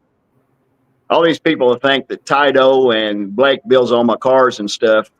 I used to do a lot of it, Now I'm should back up here. Steve Jones did the work, and I helped him. I've got to give him credit because I was a foreman up there in the print shop at Sweetheart, and Steve was my maintenance man, and we had become real good friends. He's got a 427 small block and a Pinto with a clutch pedal. So, I mean, he's just a real good Christian friend of mine. Fantastic. There's two pictures here. I think they may be a little early. It's with the billboard. Is that is the stick car? Yeah, this very car that we took them. That's the billboard when you go into the Rogersville racetrack. See, it was there for 10 years. And I thought it'd be neat to take my picture with the car that's on the billboard in front of the billboard. So I pulled over there and did it. Heck yeah. That's a Steve Wilson picture and stuff, on that part. So where'd you get the idea to do the whole different paint job like that and everything? I don't know if I sent the picture that's got all the cars lined up that's red with white stripes. I've got 10 of them sitting there in a row. Yeah, and when I built the turbo car, it was going to be new and everything like that. So I did it like this. You go down their car, down the track, it's a red car with white stripes. You come up the return road, it's a white car with red stripes. And I say everybody in the place knows it. It's two colors like that, except the fire guys down at the end of the track. Because I make a circle around them, they think I've got a white car. You know, that's always been our joke too, you know, because they couldn't tell any difference on it, you know, in that part. And that's when they took the billboard down. I called the company that had it. I said, what happened to that billboard down there? He goes, well, who am I talking to? I said, this is Don Irwin. He said, that's over in the corner of my shop with your name on it. He said, you going to the races this weekend? I said, yes. He said, I'll bring it to you. So he didn't charge me, just brought it to me, you know. Oh, cool. And it's huge. You don't realize how big those things are. Well, you can just see me there and my grandkids, you know, standing there. And I put it on the side of my building up there at Willard for a while. Awesome. Great story. And that's stick car, just leaving the line there. A lot of fun. That's one of the Mocan deals. We raced, you know, out there quite a bit. And that's at Rogersville. I think that might even be the picture they made out of the billboard and stuff. Okay. Yeah, looks like it, doesn't it? Yeah. Probably the same one. Yeah. And this right here was at Mocan. And one of the bracket race guys out there made this meme, and I can't remember who it was. That moment when your drag car turns into a drift car. Yeah. You probably can't see real good here in this picture, but you will in the next. That's it. I lost a freeze plug. Oh, no. And if you talk about left turn, Clyde, it lit on the 60-foot cone. I mean, it come down. I come down on top of the 60-foot cone. So that was not a good day. Oh, man. Got it stopped, didn't hit anything? No, we didn't have any issues. Yeah. Good. Because I had the RPM up. I mean, I was ready to go for a ride, and boy, there it went. Larry Hunt, I think he's even got a video of it and stuff. That's another one. Steve Wilson, he's getting ready to take the picture. And I said, make sure you get one, because I didn't put a diaper on this car. I put a pan. And so it's got the Pegasus on the pan, and you can see it there. And you can also tell I got on it hard enough that the back tires were starting to come up off the ground a little bit, and it turned to the right. And he said, I didn't think he was going to try to run into me when you did that. But, you know, it's a pretty neat picture, because I was telling everybody, if you want to put a pan under your car, this is where you build it, you know. That's it. Yeah. That looks like the gas station horse. It is. It's the Pegasus. The Pegasus. I always say the flying horse. That's what I call all my cars, Pegasus. Standard. Was that the Standard gas station? I forget what gas station that was. I think it was Mobile. Yeah. There's a couple of comments here. Russell Foreman says, Don Irwin is my nitrous hero, only Mustang I ever liked. Oh, man. Russell and I both did a lot of nitrous for a long time. Yeah. The one picture I couldn't find. Go ahead. Oh, Larry, when you was talking about the Chevy motor in the car, he said Ford tough with Chevy stuff. Yeah, I always told him I like Chevys. They're easy. Put them in the other lane. I had a Chevy racing sign in my fast loop in my tire shop up there. Everybody said, yeah, I know you like Chevys. And I watched who I said to, but I would always say, yeah, I like Chevys. And they said, yeah, why do you like Chevys? I said, when you got them in the other lane, they're easy, you know, and that'd make a lot of them mad. But I mean, everybody's joking, you know. Yeah. Rod's here. I want to use that one. Before I painted it red and white, it was just red with white stripes like all the other cars. And Kerry Baker and I would go down there probably around 92, 3 or 4, somewhere in that area. And Lee and Mary Bozelt owned the track. Yeah. And at that time, they didn't have small tire. They just had big tire shootout races. They didn't call them shootouts then. And they would pay Kerry and I to run. The first year I run my car is primered brown. I had a 289 in it. And Kerry could beat me by a fraction every time, but they would always leave both just like this. everybody look at Kerry's car a lot more than mine. He's got a 57 Chevy with flames on it. I mean, very popular racer around here. Then the next year I painted it red with white stripes and put a 351 in it. And I could beat Kerry every round then. And then right after that is when I started doing the shootout stuff. So, but I really enjoyed those 2 years of racing with Kerry. I mean, he said he's a good friend of mine, and we had a lot of fun. You know what time frame you're talking about right then? Yeah, when Kerry and I run, like I said, it'd be 92, 3 or 4, somewhere in that area. Okay. I also had the street car back. I bracket raced it, but we'd go down there to the special races with the stick shift cars. Right. To run them. Okay. Now these pictures here with the red and white stuff, they're a lot low. They're up in the 2000s. I mean, well up in the 2000s, 12 or 14, probably even like that. This car here, the little blue Mustang over there, I owned that car 3 different times. When I bought the car in Willard, I drove it home, had a 428 Cobra Jet Ram Air in it, original R code car. Nice. So we did what any hot rodder do. We cut it up. Oh, I got a good idea. Yeah, I took it and messed with it a little bit. Then I sold it. Like I said, I owned it 3 different times. But Jimmy Buckley, the guy that I was talking about, come over and seen the Pinto with the Chevy motor in it. He bought the car, and Steve Comer, that was with him at the same night, Steve did all the back halving and everything like that on the car. It was a real nice car. Yeah, and the guy turned it into a street car, and he said that R code means nothing to me because I won't keep the car forever. He's sort of like me and my Torino. Yeah. And there it is again. We had a 351 in it with a power glide, had the monoleaf springs on it and stuff. And I mean, it was a good running, driving car. Back in these days, like the car classes, how was the car count? Was the car count pretty good? Car counts was good, but we ran bracket 1 and bracket 2. We didn't have Super Pro and foot brake and stuff like that. Most of the time it was around a 1320 ET brake. See, Mocan and Rogersville, everybody ran quarter mile. They ran bracket 1 and bracket 2. Okay. Used to be a lot of arguments before they come out with reaction times. Like I said, because everybody say, well, I cut a light. How come you want? They just give him the light. And with reaction times, you look and just see what it is. But when it wasn't ever printed out and nobody knew, everybody thought they was getting took, on that part. Sure. Huh. But that was a real nice car. Like I said, I owned it 3 different times. Now we get into some of the more, I guess, current stuff here. More Probably. recent. This is this is back in. Well, this right here isn't, because it says Easy Auto instead of Willard Fast Lube on it. This is the car now that has the Pro Charger on it, and all those cars I painted.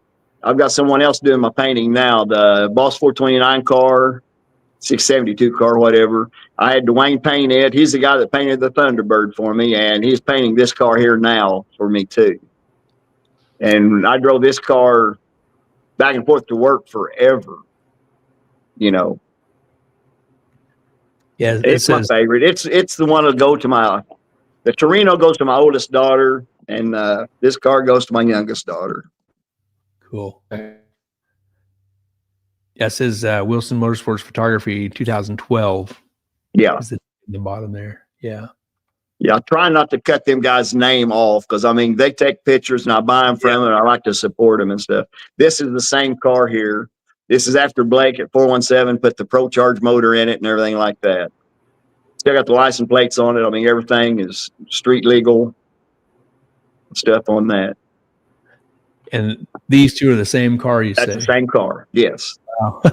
Cool. And it's going back to red with white stripes, because, I mean, that's my deal. Like I said, I don't like white cars, but this, I call it the circus paint job, and just because it's different.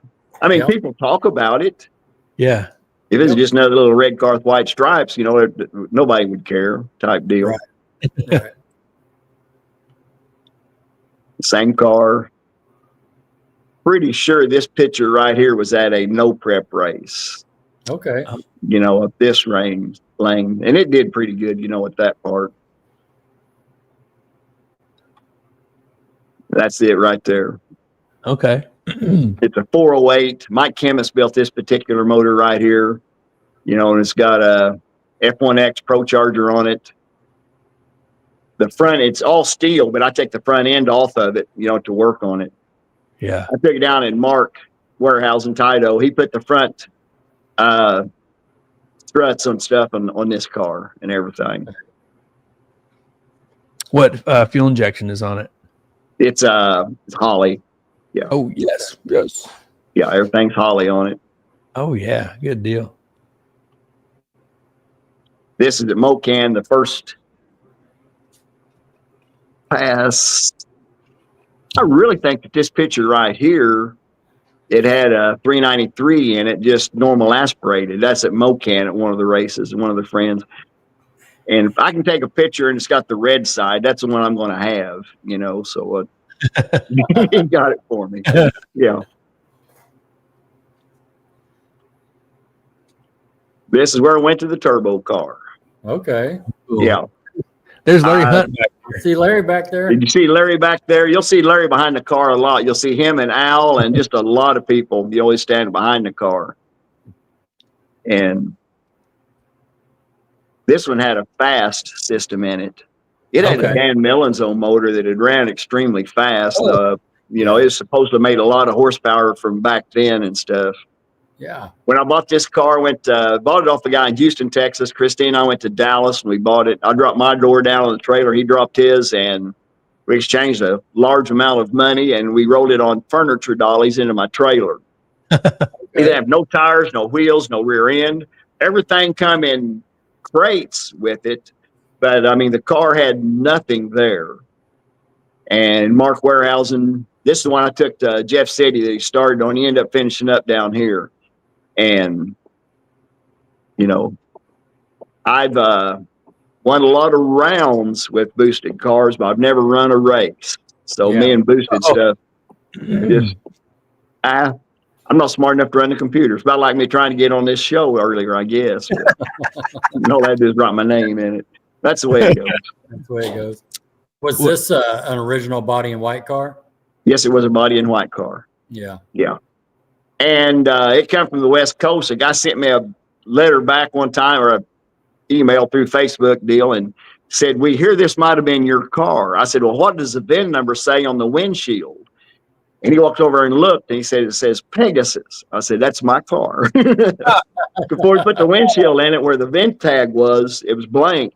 And so I just wrote Pegasus with a Sharpie there. And I guess it's still there. That's great. Oh, wow. Yeah, it's been a race car its whole life. That's just a Mocan picture. Yeah. Did you get connected with Dan through Marty when you bought the motor? No, it was a guy had bought it, and but the Mustang he was going to buy fell through. And when I called Marty and told him I wanted a converter and got ready to tell him about the motor, he goes, I've got all the specs on that motor. He said, I know more about that motor than you do. And he did, naturally, you know. We put it together. We brought it out at Street Machines after Mark had did all the work on it and all this stuff. And really wanted to run Mako with it, being a small block and stuff. And we had a reducer on it. Then Jeff Holloway come around passing out papers, and he looked down there at that. And the next week he went home and he outlawed the reducers on the turbos and stuff, you know. So Jeff didn't sort of want me to run down there with him and stuff. But like I said, we got it, you know, from Dan Mullen. Yeah. It was his setup and stuff. Yep. How big was the turbo? 94. Okay. What was the Mako rule? Like 88, 85? I think it had to be an 88. Yeah.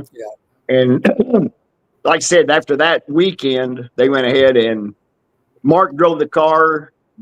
Mark always drives the first pass. I don't know if he did the Torino because there was no major modifications, you know, on that. But like the True 10.5 car, he always wants to make the first pass. And he made the pass, and we went down there to talk to him. And it threw the rods out of it. It's supposed to be a fresh motor and all this stuff. And then Christine got after me big time, said, you spent all that money, you can't even drive the car. And so the Thunderbird that I had bought, which will come up later, it had a motor. So we used the short block or the block and stuff. They ruined the block and everything on it. You know, we put it all together. Oh, Them things happen. yeah. Yeah. Wow.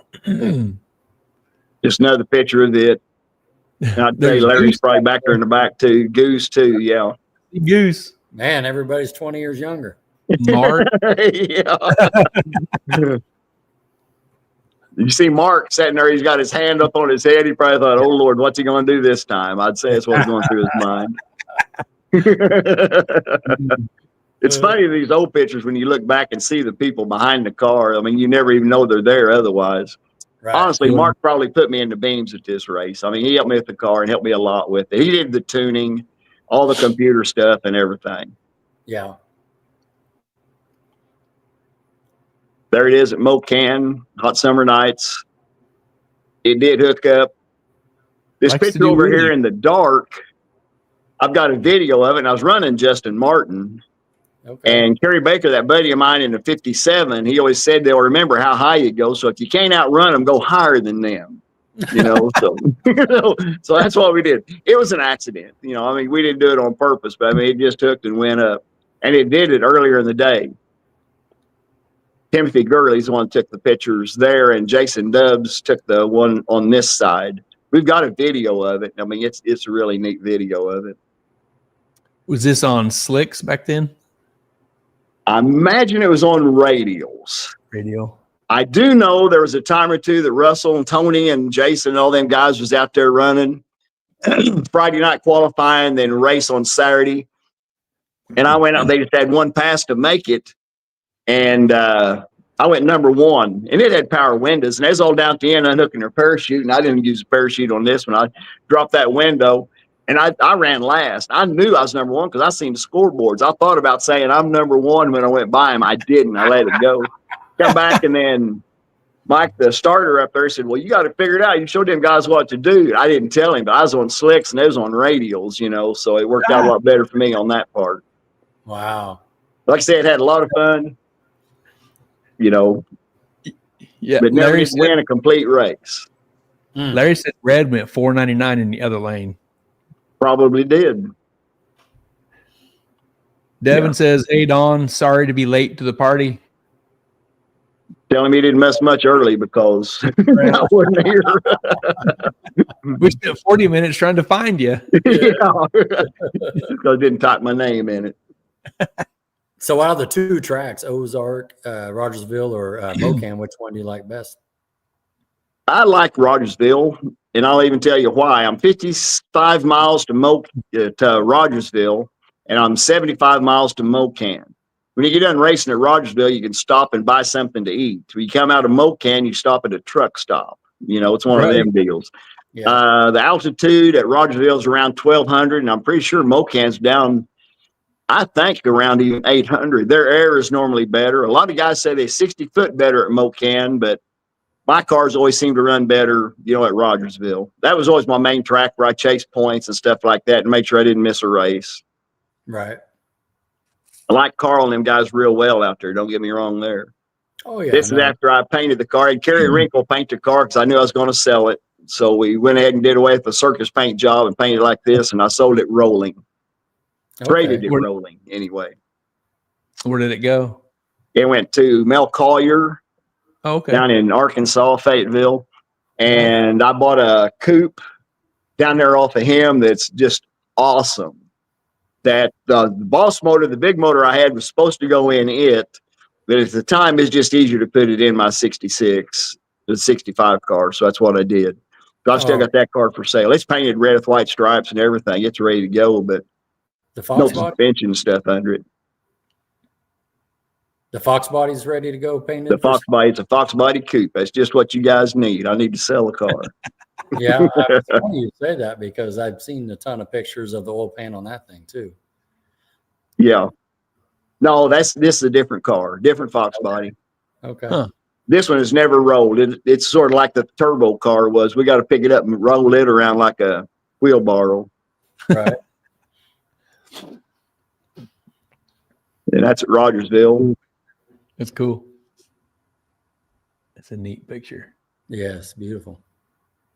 Then this is the car that I don't know if I need to use the word made me famous, but this is where I got my reputation right here. Oh yeah. I remember seeing these pictures in Wichita. I didn't know who you were, right, what was going on, but I just remember seeing these pictures. Like, Marty would come down here and run with us quite a bit. I mean, I knew Marty a long time. Neil Chance always got a kick out of my trailer because it always had the Christian fish on it, and he always said, well, at least you got that above the Ford. And I said, yes, sir. It's very important. That's right. As you know, on slicks, when you do wheelies like that, it's normally a mistake because you dead hook your radials and take off. When you dead hook a slick, that's what happens to it, Yeah. We built, I might be getting ahead of my stories here a little bit, but I've had a 79 Capri, and I put a 557 in it, and Steve Jones and I put a S&W roll cage kit in it and everything like that. And when it come up from the tires, instead of narrowing the frame rails like they do now, this was around 1997, 6 or 7. And we just put a 2x3 angle there. And Jeff Holloway's Mako crew, you couldn't do that. It had to be stock frame rails. And so between that and 2 or 3 other things, I called a guy named Al Scholdenwetter from Chassis Shack, and I bought another car, a 79 Mustang. I was bought the 79s because you didn't have to put catalytic converters on to run legally on the street. So that's one reason I was with them. And I told Al I wanted to put a chrome molly cage in it, and I said that was it. So we made a cash deal. And he was down at Ozark at the time with Chassis Shack, and he put the roll cage in it. So I sold the Capri and built the 632 motor. Put in this. The 557 in 1999. They had 8 races. The first 6. I was number 1 qualifier and run all 6 races up until the street machines. Street machines, I got beaten the finals by Camaro out of St. Louis. And then in the September race, Matt Combs had a big block Chevy and a yellow Corvette with a blower on it, and he beat me there. But I won 6 out of the 8 races. Wow. And that was before Small Tire had a point series. Okay. And Phil Scott come up to me at the banquet. He said, next year we'll have points. So starting in 2000s when he started carrying points. Okay. Oh, cool. That little car, I mean, we got lots of wheelies and stuff with it. Owl did the roll cage in it. Steve probably helped me some on this. I can't remember exactly what all he did, but I painted the car. I wired the car, put the motor in the car, did everything. I bought big block Chevy headers to put on it because of my C head is the same exhaust port on. You had to modify it just a little bit. And I built 3 or 4 sets of headers for this car. And honestly, that's one reason that I wrecked the car when we got done with it. I built headers for the car that come out with the collector was flat with 4 tubes coming in them. I did everything. I mean, come wintertime, you got to work on your car, So yeah. I mean, I did all this stuff myself on this car, and we won a lot with it. We did real well. Normally, I'd say 75% of the time, I'm down there by myself. Mark Taylor helped me a couple of years. Jason Beck did. Brad Lurchers helped me. Danny Rose helped me on the Thunderbird and stuff, there for 2 or 3 years. But Steve Jones is the main one that helped me building all those cars where we did all the bending on the tubes and notching and stuff like that. He's helped me a lot. So I can't say I did it myself. Sure. On the welding part. Now the wiring and stuff like that, I mean, this car here, I pretty much did everything myself on it. Cool. And I really get a kick out of it. We always talk about another parachute picture. Everybody always talk about how light it was, this and that. And it wasn't any lighter than anybody else's. I mean, when we show the picture of the wreck here pretty soon, it had steel fenders on it, and fiberglass fenders was legal. It had a glass windshield in it. It had steel doors on it, not fiberglass doors, and all that stuff was legal. They'd always say that about how light, and I just mouthed a little bit or let it go on and stuff. And you walk by their cars, they had weight hanging all over because they couldn't make it work. Right. Mine either worked or went straight up. Let's put it that way. So just one of them deals. Oh, This wreck right here, I was going right down the center of the track. There's a real good video of it. Stanley Stickler did. And I was in the center of the track. Christine videoed it until the car broke loose. She screamed and turned the camera. She knew instantly what happened. As I always drive my car, you take your finger off the trans brake button. I always put my finger on the shifter to make sure the automatic shifter. At that time, it might even had to shift it manually. As soon as you do that, you go straight to the parachute. And if you got to use 2 hands to drive the car, the parachute ought to be out anyway. That was my theory all along. So I would throw the parachute as soon as it broke loose, because the parachute, you can see it come out. It almost turned over, and it really made a mess. You know, I did race the car again in 3 weeks. I had my own alignment shop and stuff, so I could check everything out with it, you know, like that. The car really never did work good after that. But see, it had steel fenders on it and everything like that, and I could have been running fiberglass and stuff then. right. The other pictures, I didn't have this one, but the video, Goose was right down there in the middle of it trying to help out, and Jason Brown, and I mean, all them guys. I mean, they're always, like I said, I go down to the track by myself, but I don't care if somebody lines me up or not. But I've got a lot of people that'll help me. Lining your car up, it don't take 5 people to line up a car. If you back up and you see the track, and if you drive forward the length of the car straight, you're going to go straight. Roy Haynes lined me up for 3 or 4 years, and I always told him, if I get about 2 foot from the line and you start pointing your finger one way or the other, I'm going to finger you. You know, that's too late to line your car up. You need to drive the length of your car. You need to aim the car and not drive it. You know, you got to just, if you drive forward, other people go up there and they'd say, I told you to turn, you didn't turn. I ain't turning because I can see where I'm going. That steering wheel's going to be straight. And you get 3 foot from the track, the starting line, you turn your wheels, you're in a mess, you know. But that's my theory. So that's the way it goes. Right on. You said something about the headers and causing the wreck.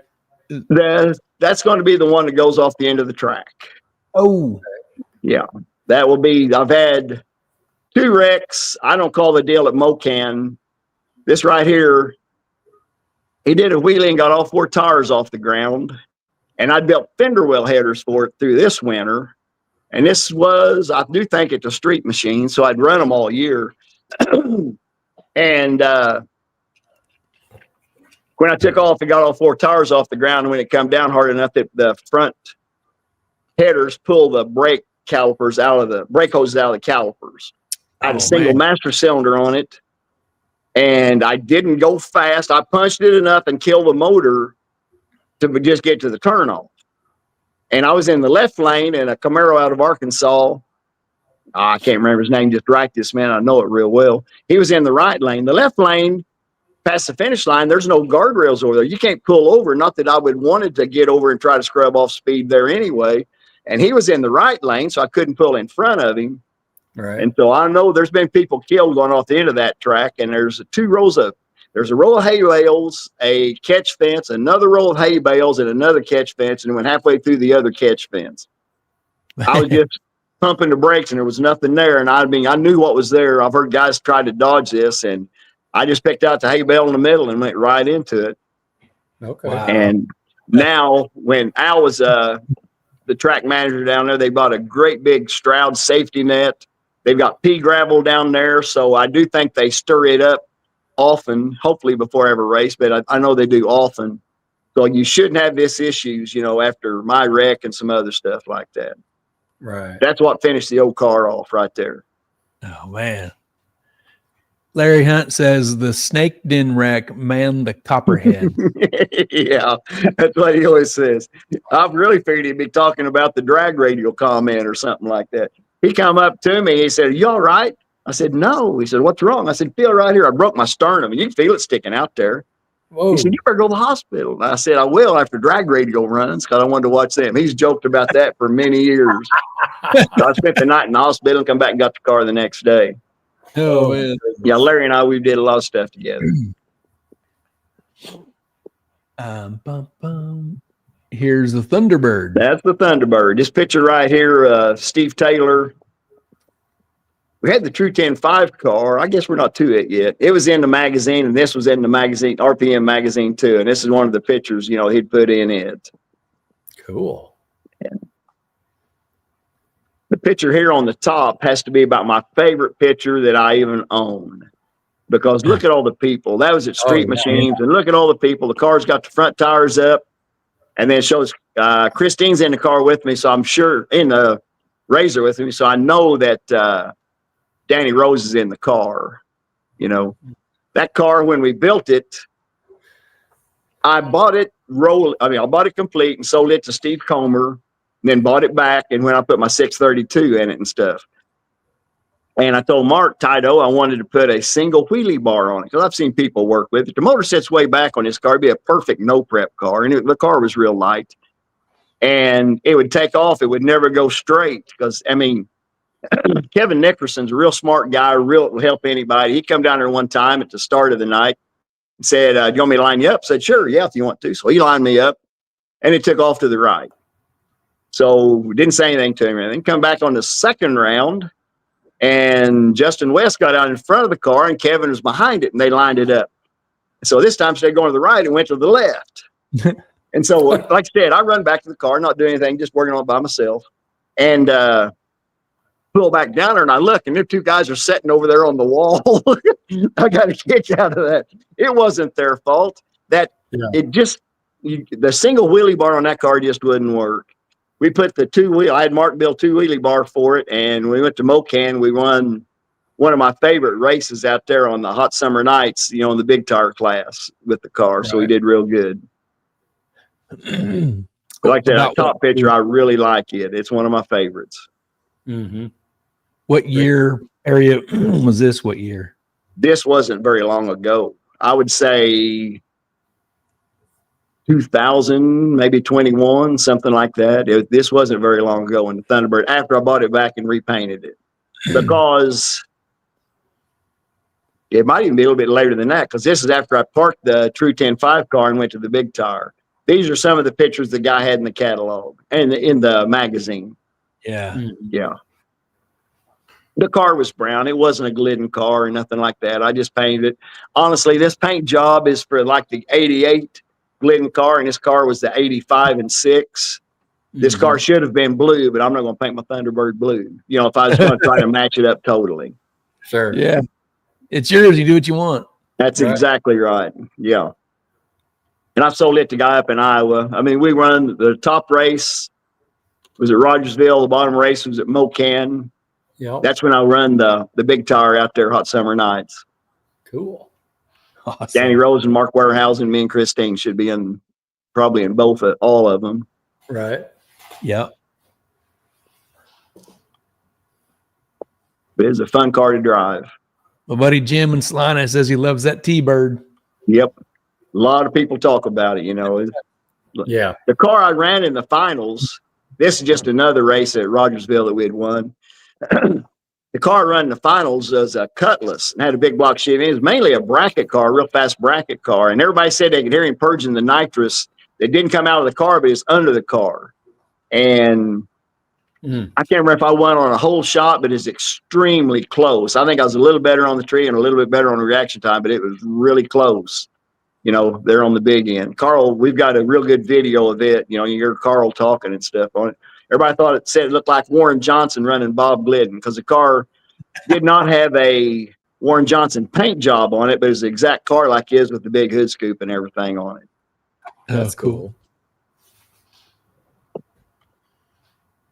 This is the True 10.5 car. I bought it in 1989, pretty sure somewhere thereabouts, and it's sat in my field for 20 years. It was a nostalgia drag car. I can't remember, the odometer had like 8,000 miles on it, but I mean, had a straight axle under it and everything like that. Man, we had to change the quarters and everything. The front clip, I still use the front clip now in one of my other cars and stuff. But I mean, that's where my True 10.5 car. And awesome. When we took it and had it sandblasted, bead blasted, we should call it. The floor looked like Swiss cheese. So we cut the floor out of it, the firewall, the frame rails and everything like that. Mark never even had to mess with them. He just set the car on the chassis, you know, when he put it, you know, to tack everything up. Then we put the factory floor back in it. It's got a stock floor all the way back to the back of the door. So it's just a good back half car. Mm-hmm. Those your donkeys?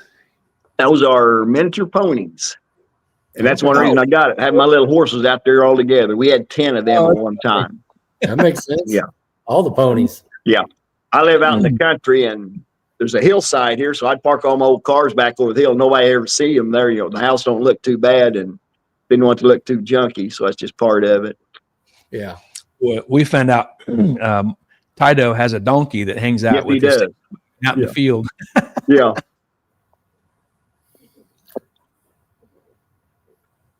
And as soon as Steve Wilson took this picture, he said he knew it was sold because it got Christine in it. Yeah. Yeah. So is this now this car? That's that car, yes. Yeah. Oh, that's so good. Whew. And that's when it had the 632 nitrous in it. We did pretty good with it. It was a little bit faster than box body car, but much safer and easier to drive. That looks really cool. Yeah. And like I said, it is all completely red now with white stripes. This is when it was in the magazine, and people will look at that picture and that topping up to the right and say, well, I like the red one better, the white one better than the red, or something like that. Anytime they tell me they like the white side better, I'll say, don't you like my other cars? You know, and then they wouldn't know what to say. So we had a lot of fun with it on that. Oh my goodness. You got a red one and a white one. Yeah. Same car. I had the LED lights in the front with the circle. You know, it's got a button that you can push and change to set which color you want. Right. I never did put it, so I left it on random. I would drive down to the starting line. It'd be red, blue, green, purple, you know, just yellow. Just keep changing colors. And you'd see everybody pointing at it. If I'd left it on one color, they wouldn't have been pointing. I mean, you got to do stuff that people will talk about. Yeah. There you go. This car looks so awesome in that top picture. Man, it looks so good. It would leave hard, and it's a good car. We started off, had a torque arm in it where he thought we could run maybe some more of the races and stuff. I mean, like I said, it's got stock frame rails and everything else on it. We ended up putting a 4-link in it where it's just a lot more adjustments and made it just a lot better. Mark did all the work on it. Mark built this car from that front straight axle picture all the way. Yeah, I mean, he did every bit of it. Man, it sets good. Yeah, it sets down on the ground. Just another parachute picture. I've got a lot of, especially these later years. Them early years, nobody had cameras down there, and it was before Facebook or anything like that. And you know, you just don't get them. And I'm sort of sucker to buying pictures, you know. Yeah, that's like an easy sell for a photographer is you get a parachute picture and they're gonna buy it. That's it. They all go down there to get that, you know. Yep. Got my first one with Rogersville with Melissa. Yep. Yeah.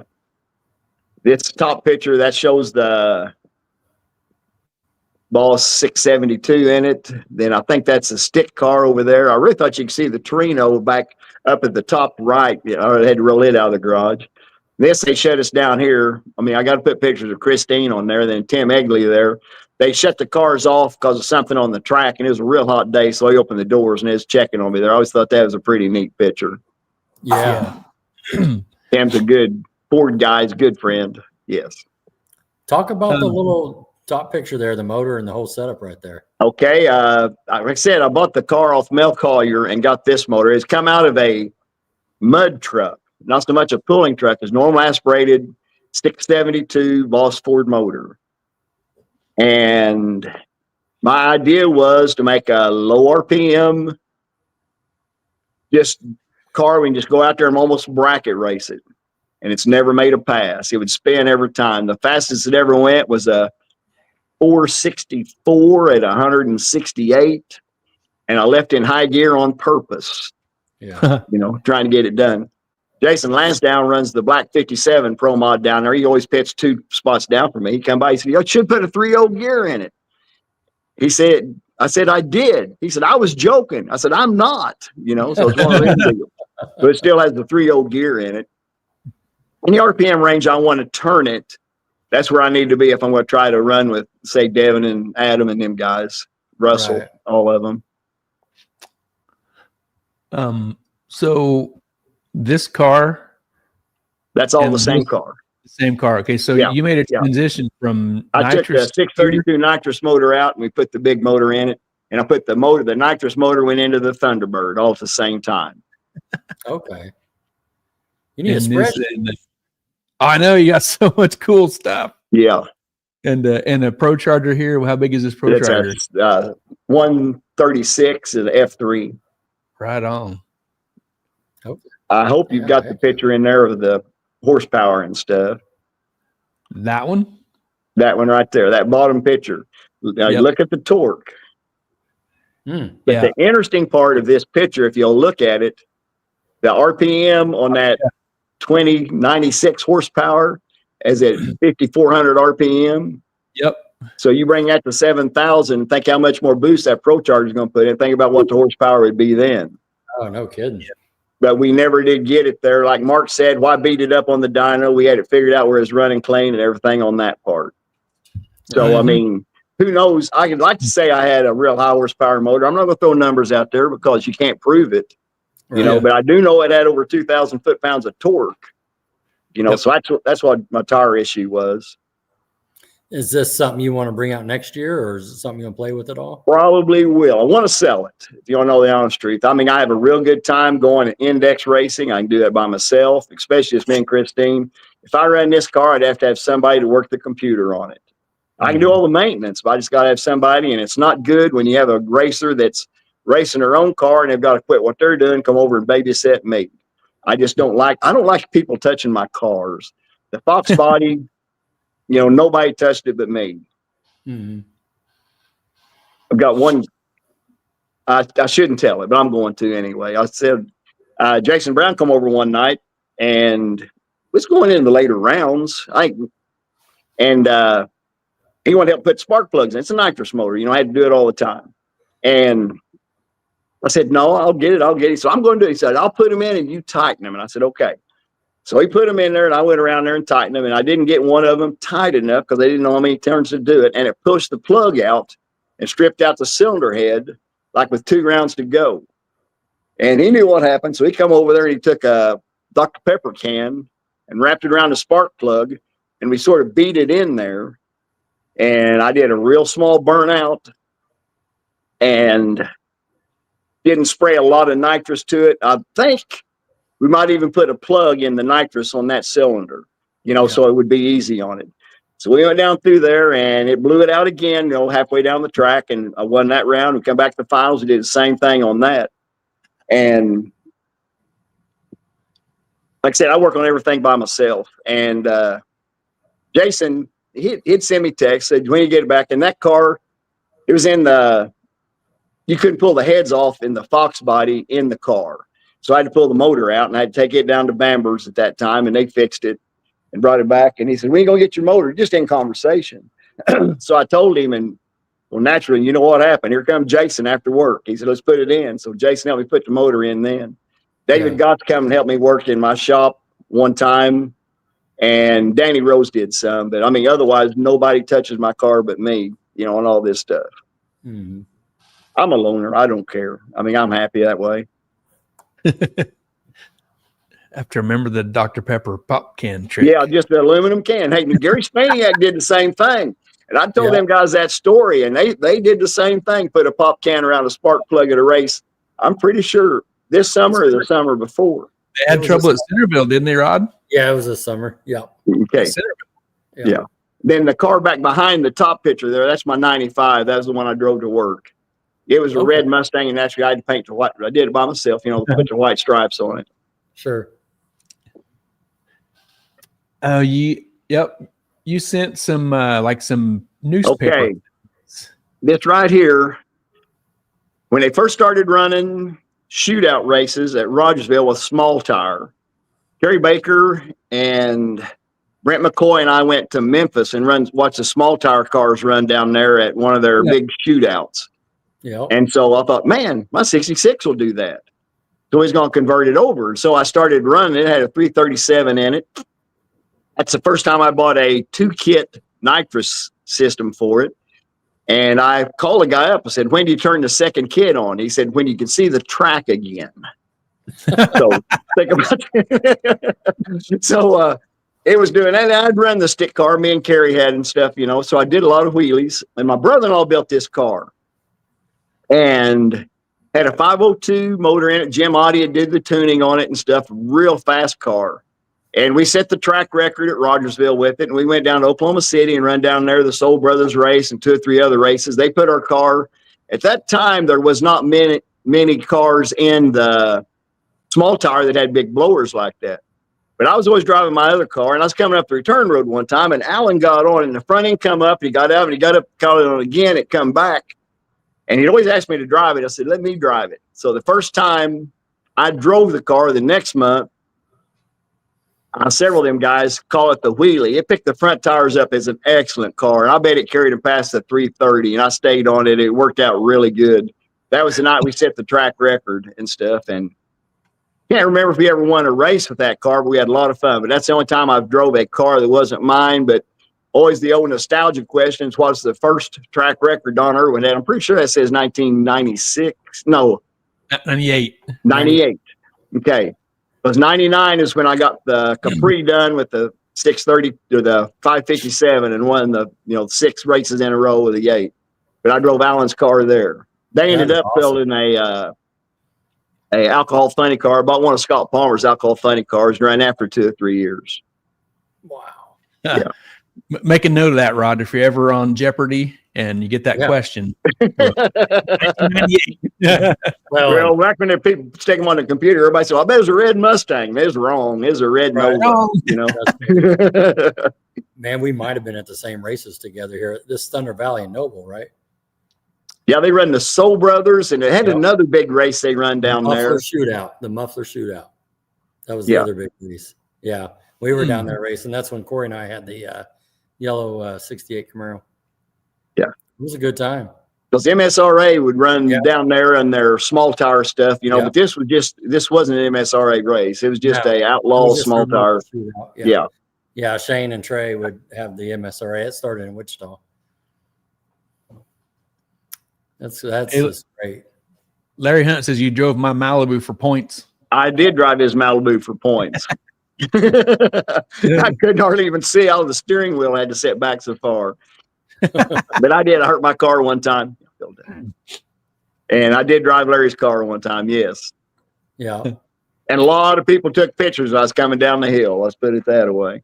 Oh, that's great. Don, the Rogersville there, Ozark, their points, Gary and I talked about racing it next year. Are they, is it a 4-race series? I really don't know. They had them. I mean, my cars haven't been working out in that deal, and I'm not going to say. Okay, that's fair. I'll check. I do think they are going to have a banquet and stuff and things. Yeah.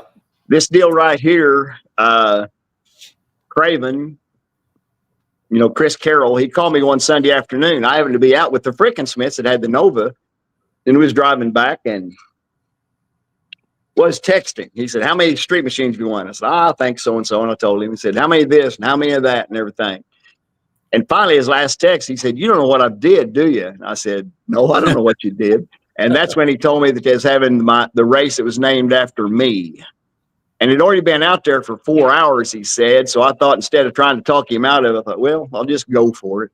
And I'm proud of it. I mean, it's something to brag about. It's one of the Hall of Fame is a big deal, but this was a big deal also. And over to the right is just some of the plaques I won, through the years, the points championships and everything like that. We always got a jacket with the plaque and stuff like that. And all my jackets that say runner up are still brand new. I've never worn them. I just wear the ones that say champion on it. Champion. This Lifetime Achievement Award deal, I'll read this. It says, Don Showtime Irwin, awarded in recognition of 50 years as an ambassador of the sport of drag racing, 13-time track champion, 5-time Street Machine Nationals champion, first in the 4s on a small tire in 2007, and 2016 Southwest Missouri Drag Racing Hall of Fame inductee. Yeah, like I said, I'm really proud of that plaque. The Hall of Fame is a big deal too. That's pretty neat, Yes. Dude, that's so cool. That's so cool. And they put the Ford emblem on it. They had to do that for me. They knew I'd like that. Yeah. No, it caps it up. That's who you are. Yes. Don ERWIN Ford man with a red car. That's for sure. Yeah, that's it. Anybody said they've ever been to a shootout at Rogersville? I said, well, I was there. I missed one. My granddaughter had a code blue one time, and so I missed the race then. I got to be honest, there was one race I went down there and I watched and didn't race at, but I've been to all the rest of them. And this is just the big thing about this. Kerry Baker, like I was talking about, my buddy at the 57, his niece worked at the Willard paper. Okay. So she would come by every week and want me to buy an ad, and I would give her a picture, and so they'd put this deal in there. I mean, that's the only reason you're going to get your name in a lot of papers and stuff like this. I didn't go ask or nothing like that when she'd come by. 2 or 3 of those are bracket racing with the stick shift car.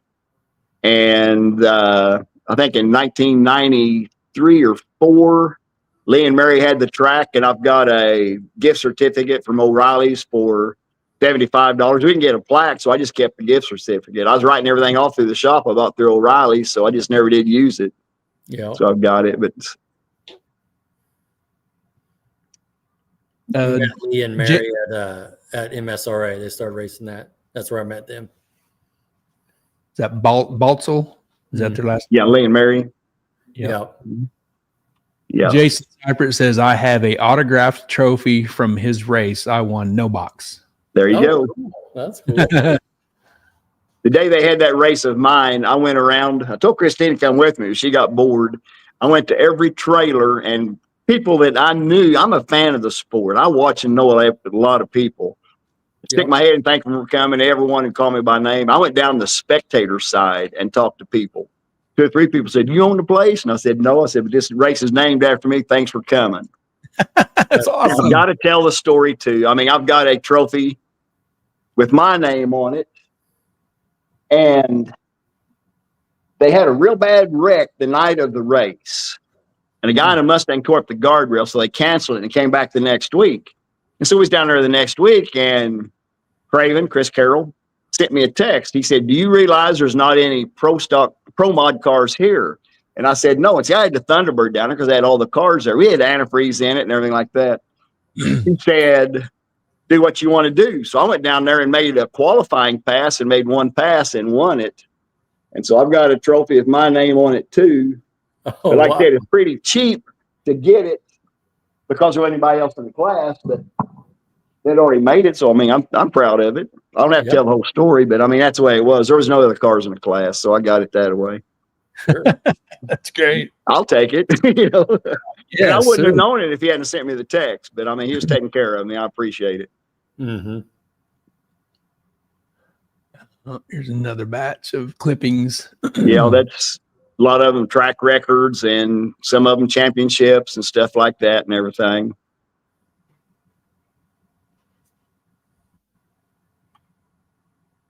This is the car that I run index in now when I bought it. I bought it off Shane Stark up at Rolla. Excellent car. You know, I had to customize it and actually put the red, white stripes on it and stuff. And I put a different hood on it, a cow hood, so it looks like my other cars. Mm-hmm. I had to put an oil pump in. I've had to do 2 or 3 other things, odds and ends stuff. But, you know, I mean, it's a real good car. That's the wife, and that's at Mocan. We got some pictures of it.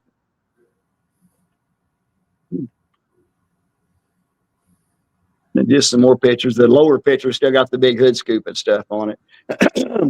I should tell this one on myself too. We went out there in the street machines, won the first round. And second round, I had run one of the guys that had a big throttle stop on his car and a whole bunch of stuff. And I didn't want to run him. I thought I just got to cut a light. So I cut a light and took off.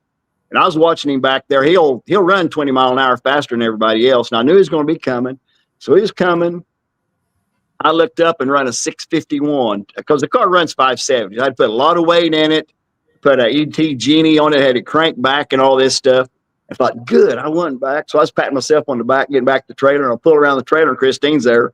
She sort of dropped her head, and I put thumbs up, and she put thumbs down. I thought, what happened? I red lighted by a .002. Oh, you know, man. and I didn't know it. I didn't know it. I thought I had won. Dang. And believe me, my shootout cars, I just can't cut lights like that. I don't know if I went a fraction deeper or what, but from now on, I'll pay a lot more attention to it and make sure I go in as shallow as I can. Because when you're trying this little car, it'll cut a light, you know. Man. That's awesome. That's the awnings at my building.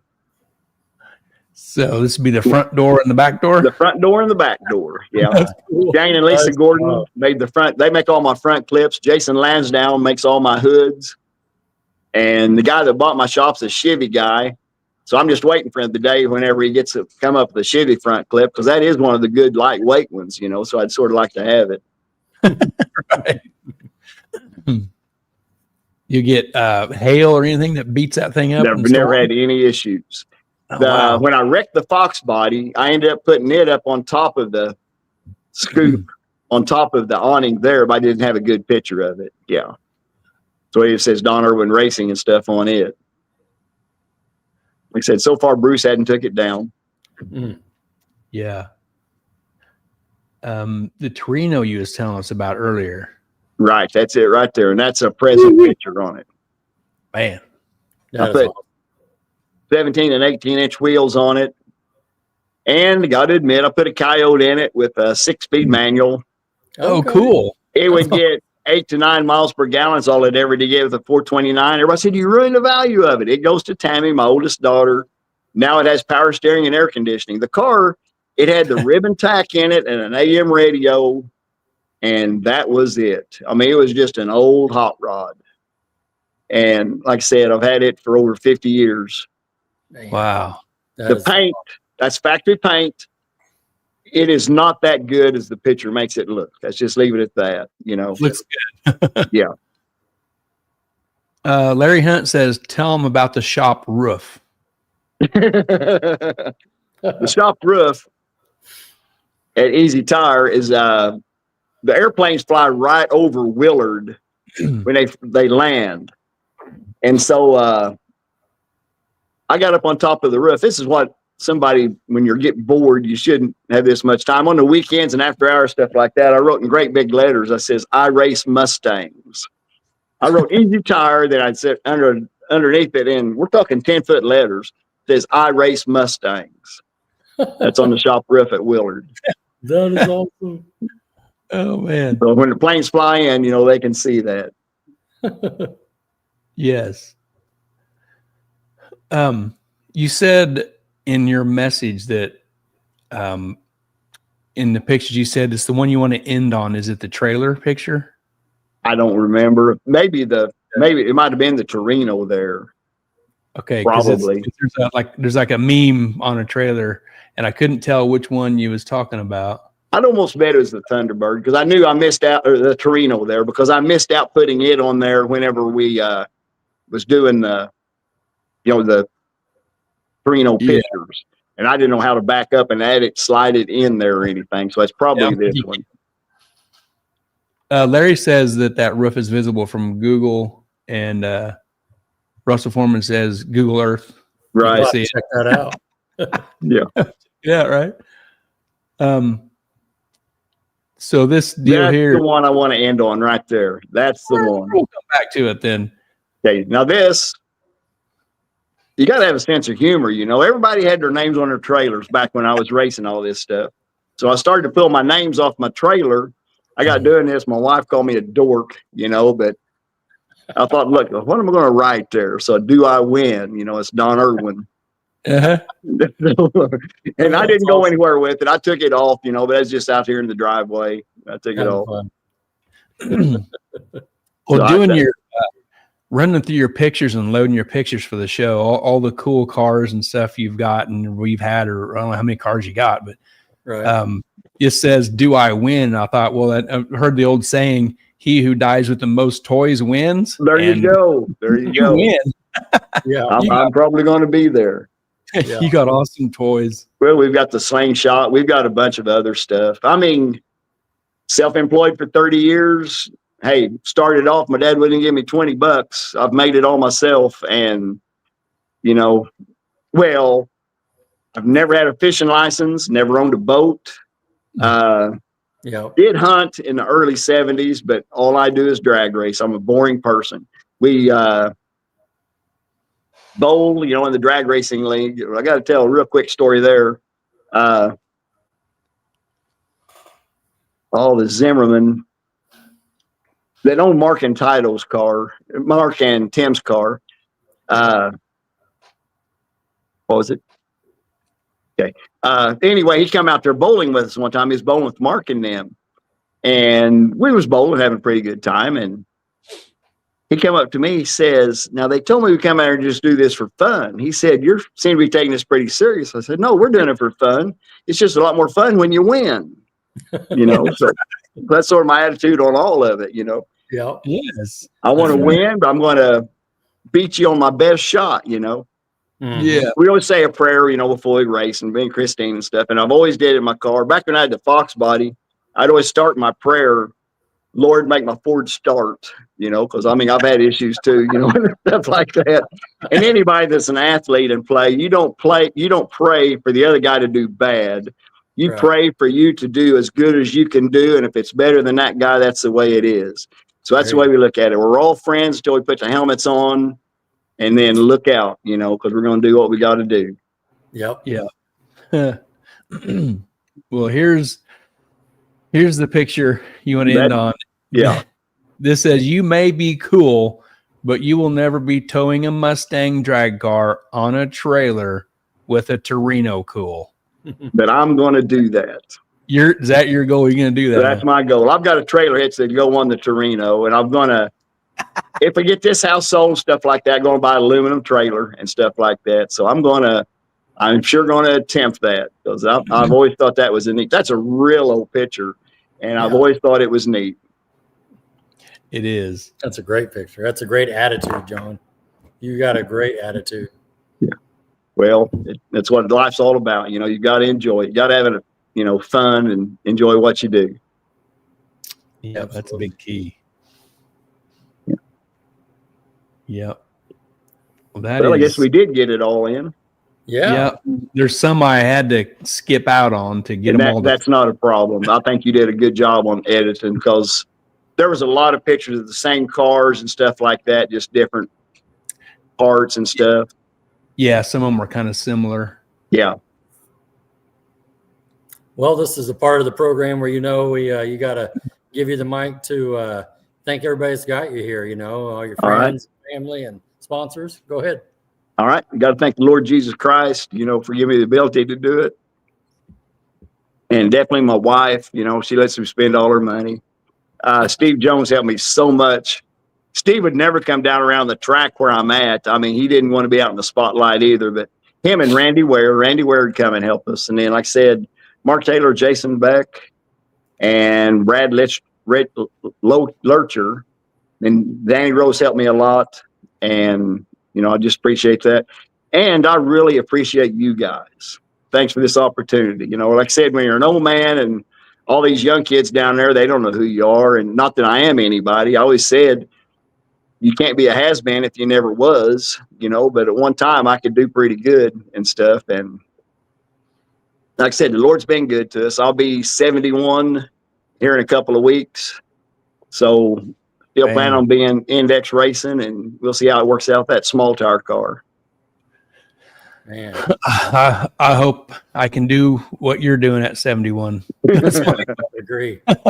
Well, I've got a leaky heart valve and stuff like that. At least now, since I sold the place, I've got time. I walk 3 miles every morning.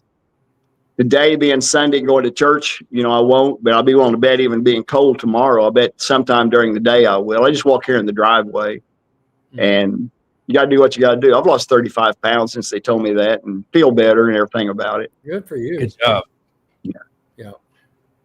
You've been on our radar for a while here to do this. So yeah. Well, I appreciate that, because I know I've got a lot of friends like that has told you stuff. So yeah. Because you guys wasn't around this area and stuff, when I was racing, and I always ran. All the guys in my class, they'd go to Memphis, they'd go to Texas to the big race, they'd go several places and talk about how fast their cars was. If my car went, it would have been fast like that too. but I was a pretty successful business owner. I unlocked the doors in the morning. I locked them at night. Very hands-on. I mean, employees probably got aggravated some on that part, but we wanted it done right. I had a reputation, and I just couldn't travel. Now I'll be able to travel more than I ever did, but I mean, I'm too old to, do a whole lot type deal, but still enjoy it. It's fun. Like I said, it's the only hobby I've got. Yeah. Yeah. Cool. Well, like the plaque says, you're a great ambassador for the sport. I try to do things that's right. Yeah. Yeah. Well said. Well, thanks you for coming on the show. Thank you. I appreciate it. And I apologize for not getting on here right to start with, but I thought I was sitting there looking at myself and the mic was working. I thought, well, I'm good. Then Larry sends me a text. They're waiting for you. And I thought, what am I going to do? Gary said, Dale said, write your name in there. And when I did that, bang, it went. Yeah. Awesome. As we could see that. Yeah. And you're all going right. to the Thank you. I appreciate it. And you're going to the banquet next weekend? Yes, sir. Yeah, we'll be there. Yep. My wife, well, she might have a family deal, but I mean, that's sort of her hobby too, down there's where it's at. So we'll have a good time. Well, we want to talk to you again there at the banquet. Yes, sir. All right. Cool. We appreciate you coming on. Gary, do you have anything else for Mr. Don? I don't, man. Don, again, thanks so much for your time, and thanks for your time putting the pictures together. You sending them in order helps me so much. Right. Trying to, piece them together, what makes the story flow, and you did a great job doing that. So thank you for doing that. Well, I can sit here and tell you a whole bunch of stuff, but when you got pictures to prove it, makes it a little bit easier, and it'll make easier for me to remember, what was going on when I see the pictures. Yep. And stuff. Yeah. That was great. Great stuff. Great job. Great stories. Yep. All right. Well, we appreciate All right. Well, thank you. Appreciate it, guys. Thanks, Don. We will see you next weekend at the banquet. Okay. All right. Bye-bye. Good night. Great job. Man, awesome. Yeah. That's just fantastic. And, the Showtime, to be the legend, like you say, and, he's a little older and some of these, younger cats don't know who he is. And it's good to have that story, and so humble and just, I want to be that cool when I'm 71. Oh, no, me too. Yeah. It's just fantastic. Just the cool cars he's had is wow. Yeah. Yeah, exactly right. Yeah. And this, his work ethic he talked about, when he was young and being out there in the fields to get his first cars and to kind of make it on his own. And and that's just, good stuff, man. Earned everything he's got. So, that's a great story, man. Yeah. That's a good way to be. A hard worker, loves to race. Doug Perry, this is a great show, guys. Cool stories, Don. And Mateo, I don't know what that is. Jim Lauer says, awesome show. Thanks, Jim. Yes. We got it figured out. Yeah, we did. No, it's good. We had a couple of little bumps along the way, but we made it happen. So I'll work on my camera. To you getting your camera fixed, and I'll work on my camera this week. Yeah, we'll go down to Seneca, Missouri, and hang out, have a good night, and come back and talk about that next week. Yep, that'll be fun. Be a good time. Yeah, definitely. Good stuff. Cool. And the Chiefs didn't get beat today. No, they did not. So All right, you ready to wrap it up? Yeah, let's wrap it up. All right, let me find this dealy bopper here.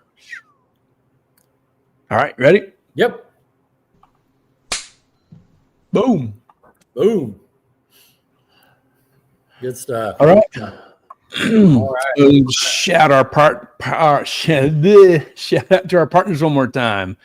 Mid-America Dragway, Ultra Color Collision Repair, TNS Race Cars, Titans of 10.5, the fastest small tire series in the Midwest, Mobile Recon, Mobile Detailing, Harry Street Carpet, and Sandlin Iron and Metal. Thank you to those awesome partners for hanging out with us in 2025. Nice job. Nice job. I'm Doug glad Perry, we were able to have a get him good on week. here. What's that? I'm just glad we were able to get him on here and make that work. That worked out great. Yep, it did. It was perfect. Yep. All right, everybody. It's time to go back to work. All right. Thank you, Gary. Yep. Good job, Rod. Thanks for your time. And Don, Erwin, thanks for your time again. And we're out. Sunday night, we're done. Good night, everybody.